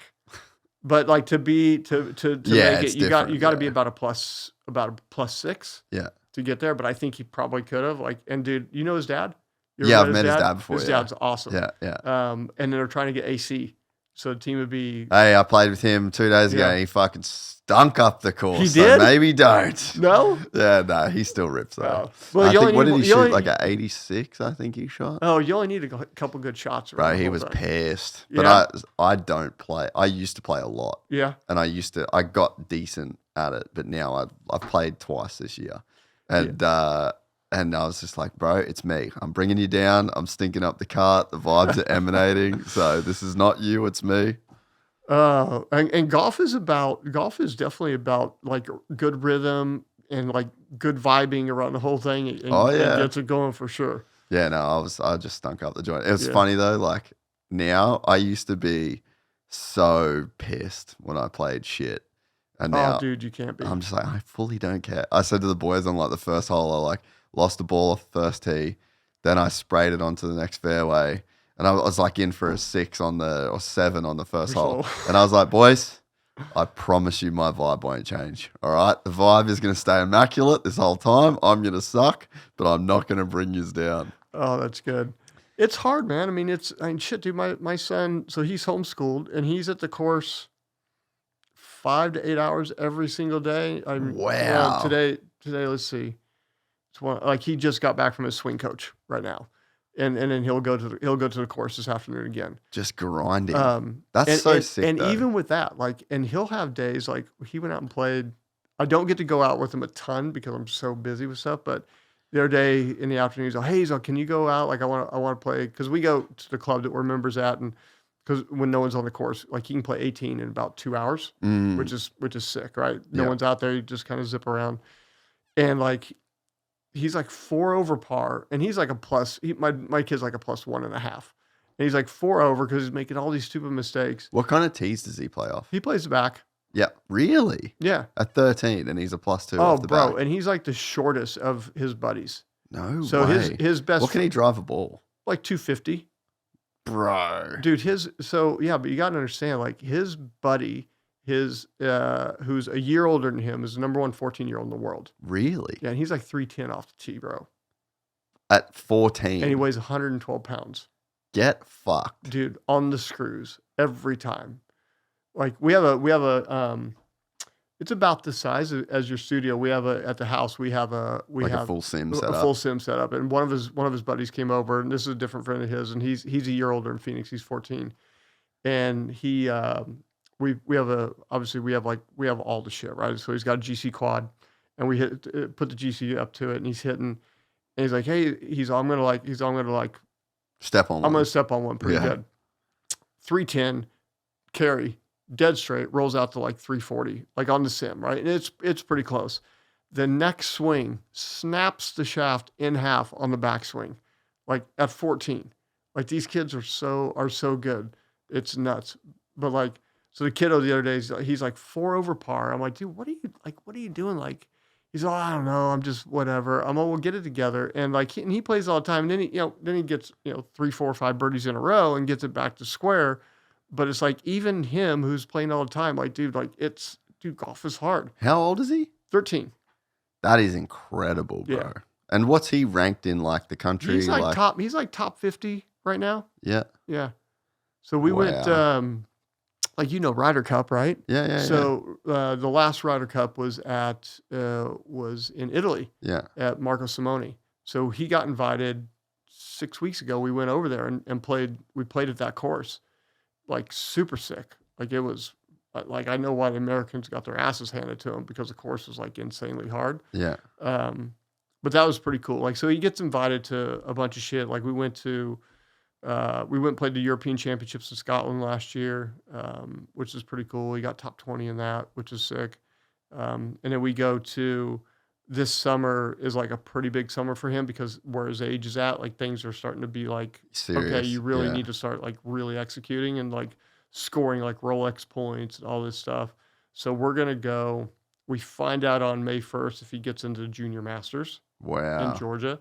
If he gets into that, we're going to leave like the middle of June and go back to Georgia, and we'll be there for like 10 days. And then we have a house in Pinehurst. So we'll be in Pinehurst the whole month of July for the World Championships. Yeah. Bob's in Pinehurst too, right? What's that? Doesn't Bob have a place in Pinehurst? I don't know if he does. He might. But Pinehurst is sick. Crazy, Like, yeah. I was sure that he said Pinehurst. If you're into golf, like, Pinehurst is just like, crazy. It's like heaven, right? So yeah, it's starting to get important, starting to get serious. So we'll go do that. And then, he wants to go back to Italy again. There's a big tournament in Venice that he wants to go play in August, but it's expensive, man. Dude, I bet. So how did you get him to like golf? I didn't at all. So we got him. He was like, I was glad he didn't get like the moto bug like real early, because he was in a stroller. He was going to the races. Christy would bring him to the races, and like, he knows everybody. He knows all about racing, and he originally actually really liked MotoGP. I'm like, oh fuck, yeah, let's not do that. But my wife played soccer all through school and in college and everything, so she wanted to play soccer. I'm like, fuck, I'm so solid with that, like, because I did not want dirt bikes in his life. But if he wanted them, I would have been cool with it. And so you kind of can't not, eh? Right. We got him into soccer, and he was too small, too slow, didn't know what was going on, and it ended up being the biggest blessing in disguise ever. So after like his third soccer game, we get in the car, and I've told this story a million times. We're driving home, and he's like almost crying. He's like, I never want to do that ever again. I'm like, bro, no problem. All good. Let's go Dairy Queen. Yeah. Go get some ice cream, go back home. And for whatever reason, I had my old bag there, my old TaylorMade bag, and he grabs a club out of it and took a wiffle ball and just started hitting it across the driveway from grass to grass. How old was he? He was fucking 3 years old. I'm like, that's kind of cool. And so I asked him, well, are you having fun? He's like, yeah, this is fun. I'm like, well, let's go get you a set of clubs. So we drove to a little, like, Sports Authority or something like that, and just bought him, like, it was like a driver, a wedge, and a putter. Yeah, like a little 3-pack. Little 3-pack, right? Yeah. And so we had a golf course, Twin Oaks Country Club, which is right where we lived in San Marcos. And we just went there, got him a bucket of balls, and he's just whacking at him, just having a blast.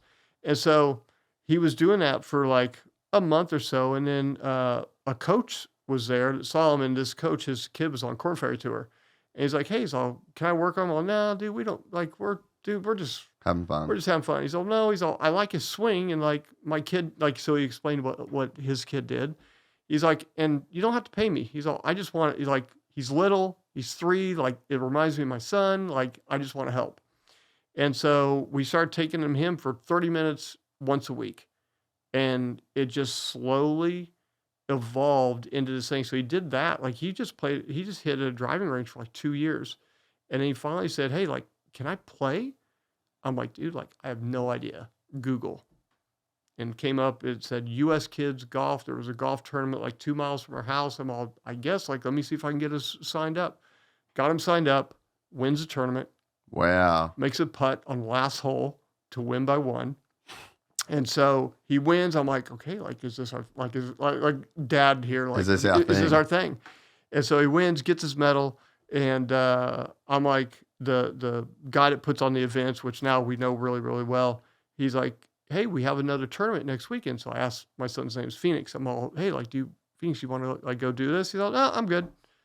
I'm like, "It's not our thing."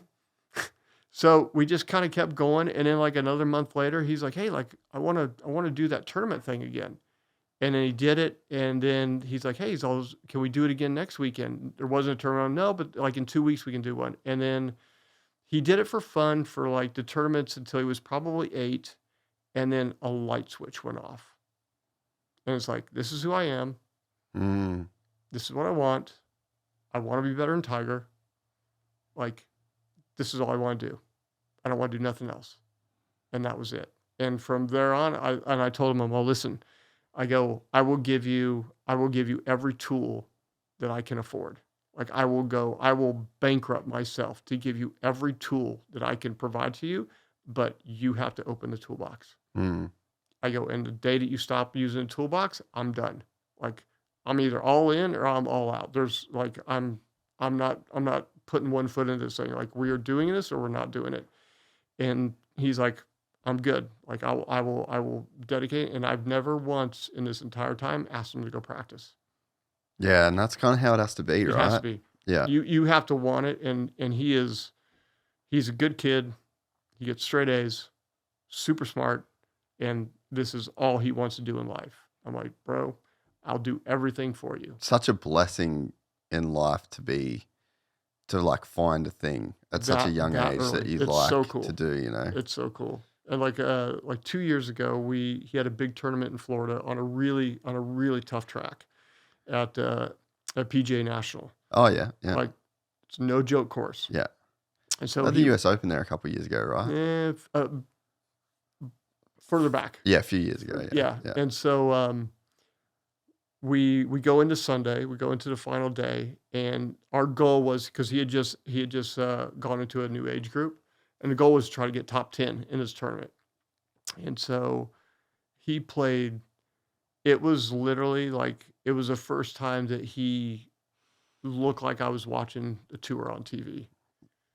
And on that course, like, he's 4 under, no bogeys going into 18. Ends up getting a bogey on 18, so shoots 3 under on the round, and ended up losing by a shot.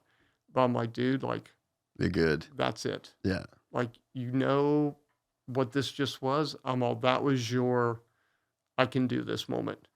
So that was pretty cool. Like, as a dad, you're just like, okay, like, I'm not full of shit. Like, I just watched a kid on a really hard course, like, kind of beat it up. Yeah. And it was pretty cool. Man, that's so cool. And it's so cool that you've like done it before, you know, because I'm sure that there's a ton of stuff you did right in your life, a ton of stuff you did wrong in your life. And to be in that position to where you can like really give some solid wisdom to your kid. And it's funny, like a lot of other messages that I get from people are people being like, oh, my kid with this, and you know, you talk about this and you talk about that, but my kid, and I just want to write back to these people and I'm like, hey bro, I can just tell him one message. You want this more than your kid wants this. Fucking leave him alone. Leave him alone. Yeah. This sport's way too gnarly and way too dangerous. Way too dangerous for you to be asking these questions. Like, none of this is okay. No. And there's such a balance. Like, I don't have kids yet. Like, I hope we have kids. And when I do have kids, one of the things that I'm like the most excited about is sport and teaching them, because that's all I've ever known in my life. The value in my life as a kid was sport, you know, and it was just like, that was the thing that we did as a family, a lot of the lessons I've learned. But I knew nothing. I had no tools. I had no guidance. And the stuff that I did have, I fucking was too dumb to listen to, you know? So it's like, it's a thing I'm looking forward to. And I really hope that, because I love coaching, like I coach jiu-jitsu, like I'll fly to competitions with my training partners and I'll like be the guy in the corner that's like coaching. I love it. And I really hope that I have a kid that like I can kind of have that relationship with, but you cannot force kids to do what you want them to do. They're their own little person. And it just sounds like your son just like found a thing, wanted to do it, and you're just kind of there to support. Well, and like the benefit that you have is very similar to mine, because my network of friends are gnarly dudes. Yeah. Your network of friends are gnarly, successful athletes. Yeah. And so, you know, he was around. Yeah, he was around success. He was around success. Yeah. And you see what, again, it goes back to the iceberg, right? Like you get to see. Yeah, you get to be underwater for a bit. Right. But you also get to see that, okay, like what I see on TV is like rad, but I have also seen like during the week what these guys are doing. So I think, you know, the benefit is like he's been around Ricky Fowler. He's been around this guy. He's been around that guy. Like he's seen like, okay, there's more to it than just what you see on TV. And so understanding that. And it's also attainable. Yeah. Like they seem human. Like I'm sure when he met Ricky and hangs with Ricky, it's like, oh, he's a guy like me. Like I can be that guy. Yeah, it was funny this year at the Waste Management, which is a crazy ass event. I know. I need to get back to it. It's so much fun. It's so crazy, right? It was calmer this year for sure after the shit storm that happened last year. But we took Phoenix's buddy to the practice day. We walked, and I'm like, guys, like under the ropes, like let's go hang out with Ricky a little bit and everything. And like his buddy was just like, and this is a kid's number one 14-year-old in the world. Oh, wow. And so I'm like, dude, like come underneath. And like, it was cool, like taking a picture with him. I got to introduce him and everything. And, you know, cause him and his family had never been around like sport at that level, you know, and for me, like I've known Ricky since he was 5 years old. Yeah. You know, so it was, you know, it was just Makes cool. a big difference. It was just cool. And like to see them and see his buddy, like, see Ricky as like a human, and not as a thing. Yeah, you know, that was cool. And like he was like he was just like me, just totally normal. Yeah. Like, and he wasn't huge, and he wasn't. No, dude, he's not a like mythic creature. He's just a regular dude. You know, and fortunately for me, he really liked dirt bikes. That's how we became friends.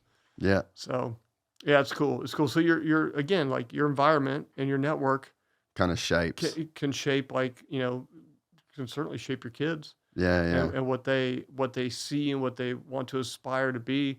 And whether, you know, hopefully my son does make it, but whether he doesn't or not, the environment that he's been able to be around is going to be a great benefit for whatever he ends up doing. Maybe it ends up being business, or maybe it ends up being coaching, or whatever it is. But, if you're around the high tide all the time, you're going to float much higher. Yeah, it just becomes your floor, Yeah. Yeah, yeah. Yeah, it's just one of those things where I'm like, I just would, I hope I have a kid that is like interested. And I guess everyone's mind's different, but like when I was playing golf a bunch, like, bro, I could hit 1,000 golf balls in a day, Right. and it'd be the best fucking day of my life. Like I just had the brain that wanted to figure out the thing. Yeah. And it wasn't like I never had to feel, it wasn't an obligation. It wasn't like a means to an end. It was just like the thing itself was a thing. And I just loved that. And it's the same with jiu-jitsu. Like my wife does it. We're literally in the garage at night. We got like mats and training, cool. And so it's like, I love that process. And I hope that my kid feels the same way, but yeah, you just can't. You could just never know what your kid can actually get into. And you hope too with your kids. Like like my daughter plays, just for fun, but my daughter plays tennis, and it's like you want them to be able to do stuff that they can also then kind of socially act with. Yeah, a little bit, right? Yeah, which is cool. I mean, it's funny. Like with golf, golf is very unique in the fact that it takes you into relationships with people that you generally wouldn't come across. Maybe you don't fly with so much, right? Yeah. Like we've got to meet like guys that are investment bankers, because golf's expensive, obviously, but like it's opened up a pretty interesting world, like for us, for relationships. And I mean, hell, man, I've gotten business deals done because of my kid golfing, because I met somebody that, their kid was playing in a golf tournament with us. I met a guy that ran Ford's agency. That helps. How? Yeah. And how did I meet him? On a fun day in South Carolina, the day after a tournament, because my son wanted to go play this crazy ass course, that we went and played, and they just happened to be partnered up with us. Yeah. And so, by the third, fourth hole, you start talking. Yeah, talking business. Oh, you do this, you do that. Oh, let's hook up, and then we end up doing a business deal together. Yeah. So it's so you hope that your kids end up in something that, can be fun for the whole family. Yeah. And something that helps, like, develop them as like an adult, as young humans. Yeah. Because golf's cool because he talks to a lot of older people all the time, and plus he's really good. So like the old dudes like it. Yeah. It's like a novelty. Yeah. Look at this little guy type of thing. So watch this kid. Yeah. So it's pretty cool. But I mean, we're super blessed to have everything that we've been given, for sure. We have the latest and greatest in the moto gaming experience with Monster Energy Supercross 2025, the official video game. Milestone, the studio behind the game, have rethought and redesigned some of the game's core mechanics from the ground up using Unreal Engine 5. This fresh and redefined experience is not only the best graphics and physics that gaming has to offer, but the collaboration with Monster Energy means that this is also the most immersive career, bike, and story experience. The ship has sailed for me, ever lining up at A1, so this is about as close as I'll ever come. The physics are totally new, built from scratch, ruts change throughout the races, and the AI actually adapts to how you ride. Not only that, the new career mode is addictive too. It's fully dynamic so that every season is different, and for the first time, they've packed in the full 2025 championship, including SMX, and we even have two strokes. Plus, it's full cross-play, so you can battle your mates no matter what platform they play. It really is amazing how good the gaming experience is right now. Monster Energy Supercross 2025 is in stores now on PlayStation 5 and Xbox Series XS. So, to talk about sport a little bit before we get out of here. Yeah. Predictions for the last couple of races. We're coming down to the wire. Who do you see doing what? Like my dog in the race is Chase. Yeah. Because I like Chase. Not that I don't like Coop. It's Yeah. not that, but like Chase is like one of our boys, right? Yeah. Oh, do you work with him in it? No. No, just that's No, one of the just- guys. just- With Levi and the Yeah, whole. they're all the boys. boys. And plus, like I remember, like I tried to sign his ass when he's on a mini bike. Really? Yeah, and they didn't want anybody at the time, but Beaker ended up getting him, fucker. But he's good, and Kier's good, and those guys. But like my pick is Chase, and for these reasons, this weekend I think this weekend's the linchpin for this series. Like maybe it's wet, maybe it's not, maybe it's this, maybe it's not. But I think if Chase can win this weekend, and so that would be big because that's 3 in a row. But then he's going to go to 2 tracks that I think fit him perfectly. And the black. Yes. Because like he's always been great at Denver and at Salt Lake. And I think those 2 races play to his benefit. Yeah. But the one thing I'll say, Cooper Webb can pull some shit out of his ass when he needs to. Like, and I don't think it's the prettiest thing in the world to watch, but dude, he fucking does. He is a mad dog when it comes down to it. He is a gamer. He's probably the gamiest of the gamers in the game. Yeah. It's unreal. Yeah. Like the nights that you're just like, dude, write that guy completely off. There is fucking no chance. Bro, he's on the podium. And how? Don't know. But he's got that thing in him. I don't know what it is. I don't know how he does it, but holy shit. He sometimes, dude, you want to talk about putting some lipstick on a pig?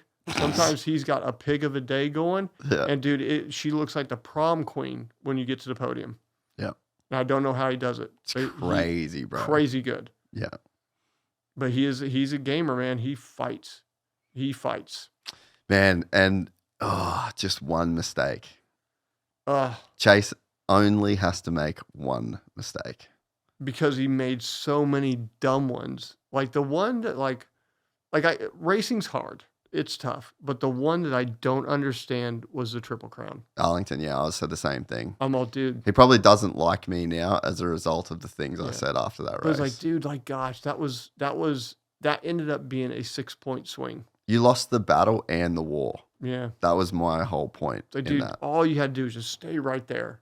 Because I remember, we were watching. I'm like, dude, he's got it. Like, he's gonna get the overall sick. The points are good. All this stuff, and it just goes.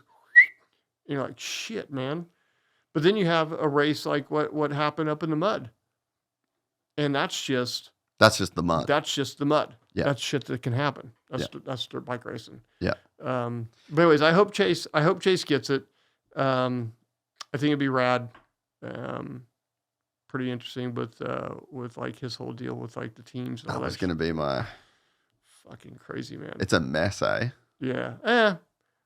I think the reality is it's probably not really a mess. I think I don't know because he's not my guy, but I think everything's probably pretty well.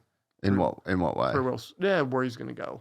Yeah, but okay. So what's in the contract if he wins a championship? Oh, does he have some sort of like a Prado deal where he's like locked in? I'm sure he does. I don't know. Yeah, so I wonder. Yeah, so like by all accounts, it's like he's because my understanding was like Prado when he won that championship, like he was supposed to be there still at KTM. Yeah. Yeah. Okay. So I guess if he got out of it. Yeah, I think he had to write a check. Yeah. Okay. At least the stories that you hear. Yeah. So yeah, that's what I'm thinking. Like, if Chase wins his title, is there like an automatic like renewal thing? But then how does everything work out with like them going through the restructuring? Well, that's and the bankruptcy and like I have a KTM contract because of Juju. Yeah. Like there is a lot of vocabulary, verbiage in the contract about bankruptcy and insolvency and everything. Like, okay, well, how does the restructuring? How does that actually fit within the boundaries of what this is? Yeah. Does that take you outside of the contract? Who knows? Yeah. Yeah. So, yeah, there's a lot going on there. And what it does to everybody else. So, like Eli. Oh, dude, it's like the biggest. It's the biggest. Like it's the first domino. That's a linchpin. Yeah. Like right there. For sure. He's like literally holding up everything. And so just to go silly season, You've got Chase that will go to Cowie. Yep. That leaves a spot at Red Bull KTM, which I believe has been offered to Eli Tomac. Yep. Which he goes there. And then you've got, so the star thing's locked up. So Yep. you've got Deegan, you've got Coop, and you've got J Coop. Yep. So Deegan will ride a 450 outdoors for assume. For sure. And might even be 450 full time. Really? Like that's what I'm hearing. But who knows? Like you hear really? a lot of you hear so much shit right now. Yeah. But then like with Webb, does he win this championship? And then what does that do? What does that do for his trajectory? Does he then say, because we know he doesn't like outdoors, does he then say, all right, fuck it, guys, like I got a Supercross title. I want a because his deal's up. Yeah. Right? Am I only Supercross only the next 2 years and I ride away into the sunset? Or does that make it so I ride 3 more years? Do I end up being a Kenny where, only maybe riding 1 or 2 outdoors a year prolongs my career by another season or 2? Who knows?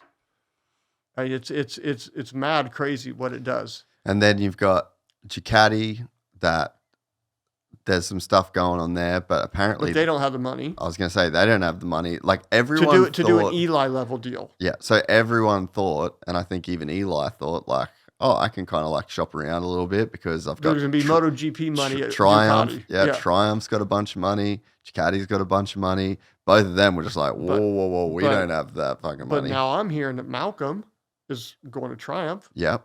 And Rockstar is going there with him. But then I'm also hearing that Husky, he's contracted to Husky, and they don't want him to go. Yeah. Why would you want him to go? He's fucking awesome. He's the best. Yeah, he's a killer. But then you got RJ coming up. Yep.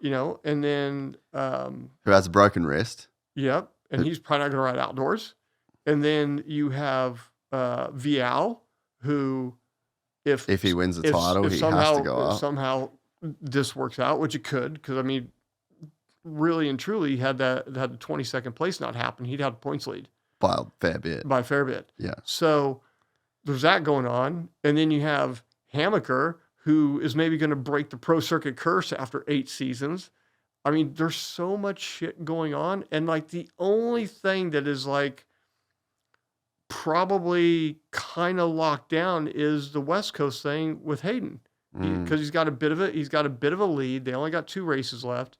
You don't suspect that they're going to have a mutter at either of those. It could happen because they're both open air, but there's so much shit going on that like is undone, undecided, and all as an agent and someone that works with these guys, dude, most of this stuff is done by March. Normally, like every time you're doing like one of the big guys and you're doing all that, like the shit's done, like done. Because you're negotiating it you're either starting in December or you're starting in January on the big. Like, you're normally halfway through before the first race happens. Yeah. For the top like 2% guys. Yeah. But it's bizarre. It's so bizarre where everything is right now. Have you ever seen it like this in the time that you've been an agent? No, it's really, really weird because I think maybe too, because of the bankruptcy thing with KTM, with them and what that ripple effect with Husky and with gas going away or whatever it is, you generally don't see this much of a loss of seats and loss of staff and personnel and all the stuff that's kind of going on and moving, or the threat of it, I guess, because it's not lost yet, right? It's more the threat of what's probably going to happen. And then you got these 2 new brands that are like making their way into the 450 class. Like, dude, it's fucking wild. It is a wild situation. Dude, imagine if this was the year that we had the Netflix show.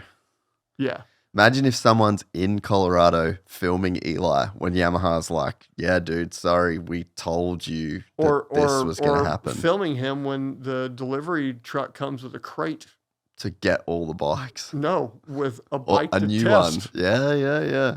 I'm like, dude, like there's some crazy shit that's going on right now. Like it's just bananas. And then looking further down the road, like play chess, not checkers. What's going to happen in 27 and 28 when 50% of the 450 guys are retired? Because look how many of them are over 30 already. Yeah. It's bananas. Mm. And then you look, okay, so then who's like the new breed that's going to be in the 450 class? Jett's got forever. Hunter will still be there. You got Prado will still be there. Prado will still be there. Levi will be in the 450 class by then.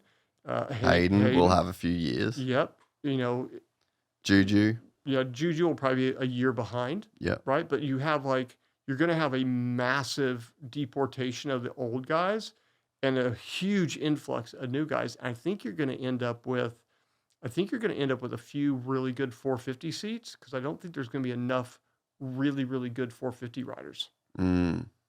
So there's going to be some weird. And what's your feeling on like how it plays out?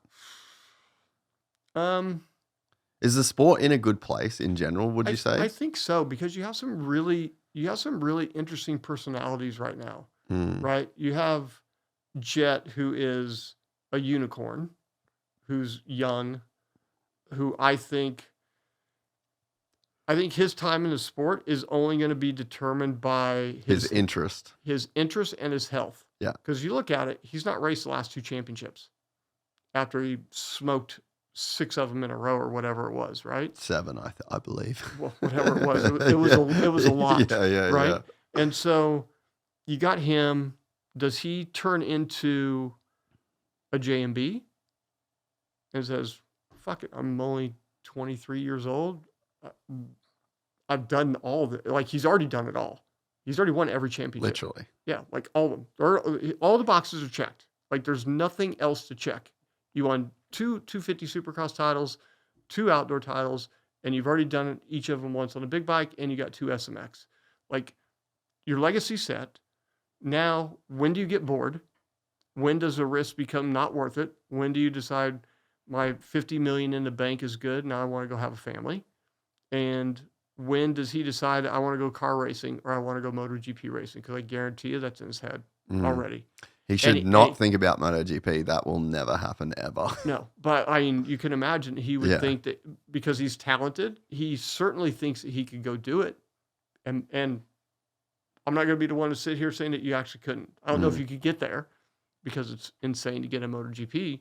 But do you go car racing? Because I know he's a big car guy. Yeah, yeah, he could definitely go car racing. Right. You know, and so. But the problem is you just end up spending money to get there. Like, look at all the shit Chad fucked with after his career and where that went. You know, burn a lot of cash. Yeah, definitely. Yeah, 4 wheels is expensive. Yeah, no matter what you do with it. But you know, you also just got to keep yourself happy and interested.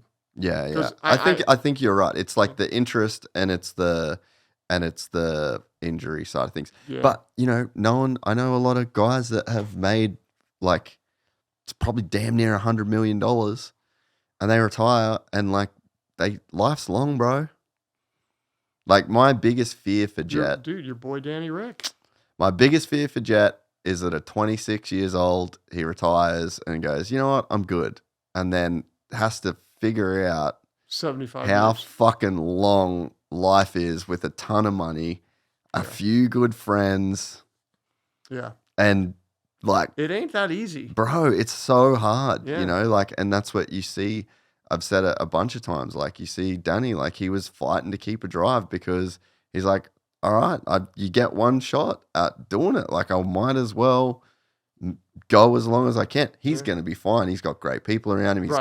That guy has unlimited potential for anything that he could be a fucking movie star if he wanted to be. I've never met him, but he's like a guy that I totally dig. The coolest. I think he's just cool as shit. Yeah, and he is that cool. Yeah, which is the best part too. You know, my best memory of that guy is when he won. Well, so he loses Monaco on a fuck deal. Yes, team fucked him so hard. And he comes back to next year and just lays the wood. Yeah, destroys it. With vengeance. Yeah. Right? And then the plunge into the pool afterwards. Dude, so sick. Iconic, bro. Yes. And it will be that will be forever. I said to him the other day how insanely rare it is to be a person in that cutthroat and gnarly of a sport. That you got to do that after what happened. But everybody loves. Yes. Unanimous. Yeah. And AP's kind of... Dude, not one hater. No. AP's kind of like that. You know, like how rare is it to have a guy in a sport like as good as Jett is? Tons of people love him. Tons of people hate him. 50-50. Haiden. AP's 99.6 Oh, to dude. 0.04. Who hates AP? The only people that hate AP is the people that like don't like country music or something. Yeah, I don't. And I don't even know if that's the case. Yeah, You know what I mean? Like it's got to. You have to be. You kind of got to be like a bad human. Yeah. To like not like AP. Yeah, that's a you problem. That is a you problem. Yeah. For sure. But yeah, so like to be that loved in like the gnarliest, most cutthroat, a million eyeballs on you at every point in time, and literally no one can find a reason not to like it. It's fucking insane. That sport is fucking mad. It is getting hectic, bro. Like Liam Lawson, done. Dude. 2 races. You suck. Dude, see ya. And like he came in and he drove that car last year fucking great. And now, dude, he is completely shit the bed. Qualified like ass. Man, think about what that would do to your mentality. Oh, dude. And he's kind of like a little arrogant little dude for sure. But dude, like that, his confidence is fucking done. Yeah, and you need, the crazy thing about F1 is it's all downforce. So that car, you have to go fast to make the car work. Or it don't work. So if you don't have confidence, the gap that then is created is so big. Yeah, it's because severe. you need to send the fuck out of those things just to get it to work, to then figure out how to make it go fast. Just to get the tires and the brakes warmed up. Yeah. Yeah, you have to drive it at the pointy edge of it for sure. Yeah. So it's insane. But yeah, I think I hope Jett can find like a passion for the sport again, just to do it for the right reasons, just to do it for the sake of doing it. But again, well he'll go through that normal life cycle, right? Like you certainly see it with Tomac, right? Because dude, he was not nice, not sociable, not nothing. He goes a star and like turns into a completely new guy. Everyone loves him. Obviously, he's getting old, so he's like one for the old guys type of thing. But like, you know, definitely, I would say with Jett, like he came in, eating the donuts. Everyone loved him. Everyone loved it. He's this total fucking goofball. Yeah. That is just fun. Again, a unicorn. Yeah. A goofball unicorn. And then you saw him like dominate, like really dominate. And then he put this shield up. Right, like because of all the success, what for whatever reasons. I just think he had bad people around him. 100%, in a way. Yeah, and maybe not even people plural.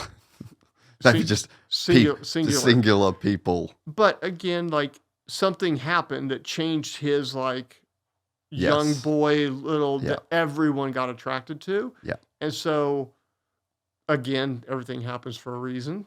Maybe these couple of injuries will reset that love proposition of the sport and bring him back to like, you know what? I do just love this because it is. Yeah, I'm lucky to do this. I'm lucky to do this. Yeah. It's badass. It's fun. And like then. And you're great. Yes. It's so like, imagine being the best in the world. Imagine being able to ride a motorcycle like that guy. No, dude, I can't. Like, I was pretty good. Yeah. And he is on a level that is hard to understand. Yeah. Bro, I get so much shit when people, like we posted a clip the other day and Rob Warner, mountain bike legend, is like, oh, do you think Jett, like, what do you think of Jett? And I just said, he's the best to ever ride a dirt bike, ever. I don't think there's anybody ever that's ever done it as well as him. There's been people that have won more races, like whatever. And just looking at him riding a motorcycle. Technically. Yes. Technically, he's so sound. And I talked to someone about this weird conversation. I said, listen, he's not MC that just like dominated in different ways. He's not James that literally changed the landscape of riding a dirt bike globally, indoors and outdoors. Because I think James will always hold that distinction, at least in my lifetime, of a single rider who changed the way it is done. was James. Yeah, he changed what was reality. 100%. Lifted the benchmark. Yeah. You know, like what Ricky, like what Jeremy did was Jeremy brought the masses to the sport, right? Ricky changed what you had, the little fucker. He changed how much you had to work. Yeah. Right? James changed how you actually did the thing that we do. Yeah. And then Jett somehow has figured out how to take all those things and polish the shit out of all of them and make it look fucking so easy. Ridiculous. Ridiculously easy. Yeah. Like body position, this, that. It's like, God damn, dude, really? Yeah. Dude, the way that he uses the motor. Dude. You never even hear the bike not literally in like, if you put a dyno graph of like where the bike would make the most power in that moment, that's where it is. Yeah. I remember He doesn't even know what gear he rides in. He probably, I bet you anything, he probably isn't that good of a tester. Probably I not. bet you he's not a good tester. Like, it works. Yeah. I'm good. I was in the truck I'll with him at figure this out. Washougal, and one of the mechanics comes in, and he was like, dude, why are you in first gear? He's like, I'm not in first gear. He's like, yeah, you're in first gear there. I have the data. He's like, look at your bike. He's like, yeah. Doesn't even know what gear he's in. I'm fucking counting every gear like my life depends on it just to make sure, you know? Yeah. He's just like oblivious, dude. Yeah. Just fully doing the thing. Yeah, he's in the moment. Yeah. Yeah, he's incredible to watch. Like, like when he first started riding really good, obviously he was like battling with Dylan a little bit and with Colt a little bit. And I'm like, God, fuck, I fucking hate that guy, whatever.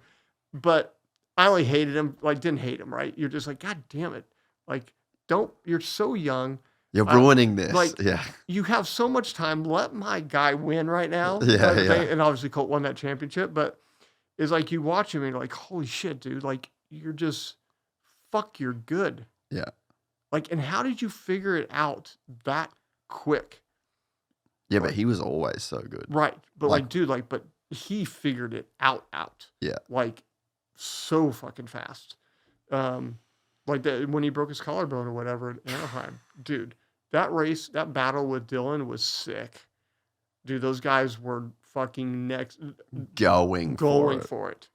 Jett he would have won that race by a full straightaway. He made like 3 mistakes in a row. 300 mistakes in a row, dude. Just back to back to back. Gone. Yeah, he was out of there, dude. Yeah. Yeah, that was an epic race. Yeah, he's just so good. Yeah. Yeah. Well, yeah, and so you got that, and then you got the Deegan thing, Yeah. and it's literally just Pastrana and Deegan. And you got, dude, what about the whole Juju Deegan thing? Yeah, yeah. Which is, I think it's good for business. 100% it is. Yeah. Bro, Juju was in here and said like, dude, my Instagram following doubled Yeah. after 4 rounds. Like, that's gnarly. And someone could be like, oh, it's fucking just Instagram. Okay, it's business. Like, this is a business. 10 years ago, whenever Instagram started, yeah, it was fucking lame. Right now, dude, it's part of the fabric. It is what we're doing. Yeah. Like, I can sell that. Dude, I wish my guys had fucking 1.8 million followers on Instagram. Sell the shit out of it. Yep. Because you can move the needle. Yeah. And in the end, like, it goes back to it, dude. We are in the business. We are in the entertaining business. Yeah. Yes, amazing athletes, amazing humans, amazing capabilities, but it is entertainment. Yeah. Like, plain and simple. And that's entertaining. Yeah. Yeah, no, 100%. Yeah. And like, you need a guy, like Haiden needs a Juju, And vice versa. you know? And look what I said the same thing about Levi. I'd said it to his face. I'm like, just lean in. Because all the guys that don't like Yeah. him are gonna like you. And it's funny when they do. Yeah, dude. And it's gonna happen in 4 weeks' time when we get to Paula. Because Yeah. Levi's gonna be back on a bike. He's ripping. And like, he got that Supercross title last year ripped out of his fucking hands. I know, dude. Dude. Me and my And wife. this one too. Dude, I took my wife to that race, and we're sitting in the stands, and literally like the biggest fucking gut punch of my life. And I was we were sitting right behind when it happened. I'm all, fuck me, there's no way. And then he fought for it, and whatever happened in Salt Lake. And RJ won. I was happy for RJ because he's worked his balls off his whole life. But that got taken away from him. I honestly think like this championship, he should have walked the fucking dog on this title. Like he should have a 1 race lead or more right now. Yeah. But it didn't. He's learned from it, but he is massively motivated, to because the reality is like, he won 3 outdoors last year and he probably should have won the last one as well. He should have won 4 in a row, the last 4, which would have been huge for him. But so I think he's in and he now knows he's learned enough now. Is like, he's going into this thing with like a championship mindset. Yeah. And we already know Hayden's going to be badass, plain and simple. And so that whole thing we were talking about at lunch yesterday, he's all, our little battles, our little Instagram battles, they're funny as shit because what people don't realize, they text each other off to the side. Yeah. And so what the public sees is like different than like these 2 knuckleheads are fucking actually laughing about this shit, but it's good. It's good for business. 100%. 100%. Yeah. What do you think Chase going to Cowie does for Levi's 450 future? Does that make does it change the game plan in a way? I was worried about that while we were negotiating Levi's new deal because his deal's up. And that was like a big concern, right? Because we had built a plan. And the plan was working. The plan was working. Obviously, we got derailed a little bit, but I think here's what I think. I think if Levi goes and does his job, which he's fully capable of doing, it fixes every potential issue that could come up. And I also think that Cowie loves Levi for all the right reasons, right? Yeah. And some other reasons that aren't like glaringly obvious on the racetrack. Exactly. Yeah. And so, let's just say Chase goes and wins another Supercross title for them. They're not going to get rid of him at the end of his contract. He'll get extended. Prado, let's just say Prado is never better than a 5th to 8th place guy in Supercross, which could be reality. I doubt that'll be the case, but because he'll learn and he'll get better. But let's just say he's never better than 5th to 8th. He's going to be a bad motherfucker outdoors. Mm-hmm. Full stop. Like I saw him ride yesterday. He's not going slow. Yeah, bro. Who was talking to me yesterday and they were like, oh yeah, I won't say who it was.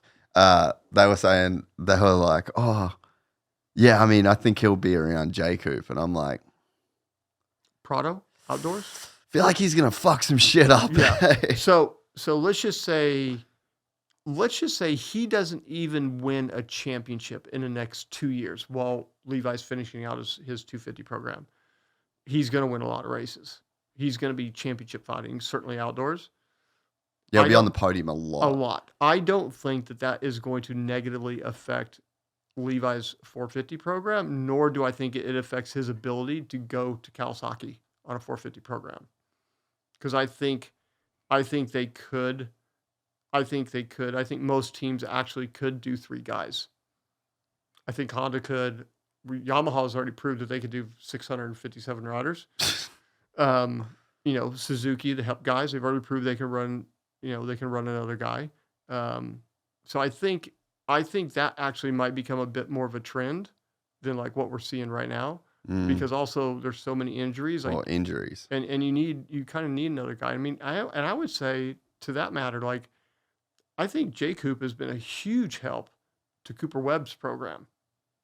I think that has helped Cooper get to where he is right now. So again, like there's more. The sport's always always like the minutia, right? Yeah. It's always kind of working their thing, and I think we might be trending more into the like, okay, having 3 guys on a 450 isn't that bad of an idea. Mm-hmm. Whereas before it's like, nope, only 2, and then we have 4 over here. But I mean, fuck, dude, look at Pro Circuit.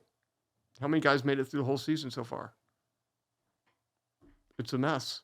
You got to have more guys. And sport's dangerous. All these things are going on. But so I think we might kind of drift into that. But again, if Levi does his job, executes on the track, I hope he can win a championship or 2 or 3 or 4 or whatever it is in the next couple of years, which I think he's well and capable of doing.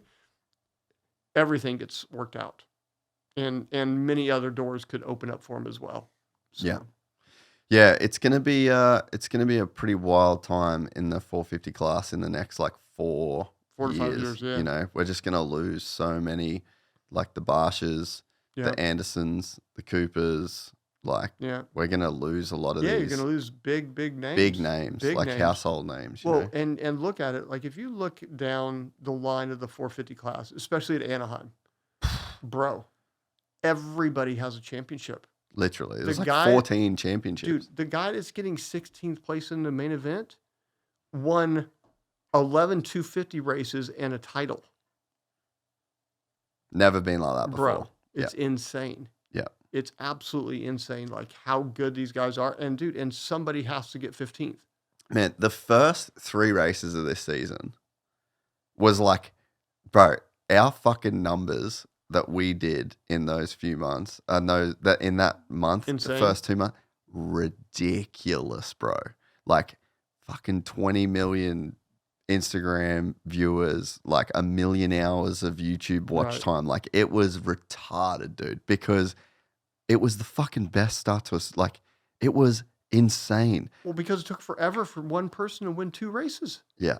But you just, the guys that Yeah. you had, right? Like coming into A1, who knows who can win and what can happen? San Diego, maybe the best race I've ever been to. The other one that springs to mind was James and Chad at Atlanta in like 2012, I think it was, or 2011. Was it Atlanta? Yeah, when they took each other out. Yeah. Like, dude, I thought that place was going to fall over. It was so loud. But like San Diego, one of the best races Yeah, that that was a I've good ever one. been to. The Phoenix Triple Crown, one of the best races I've ever been to. 250 and 450 Dude, class. and let's talk about that real quick. Like just jam on that for just a second.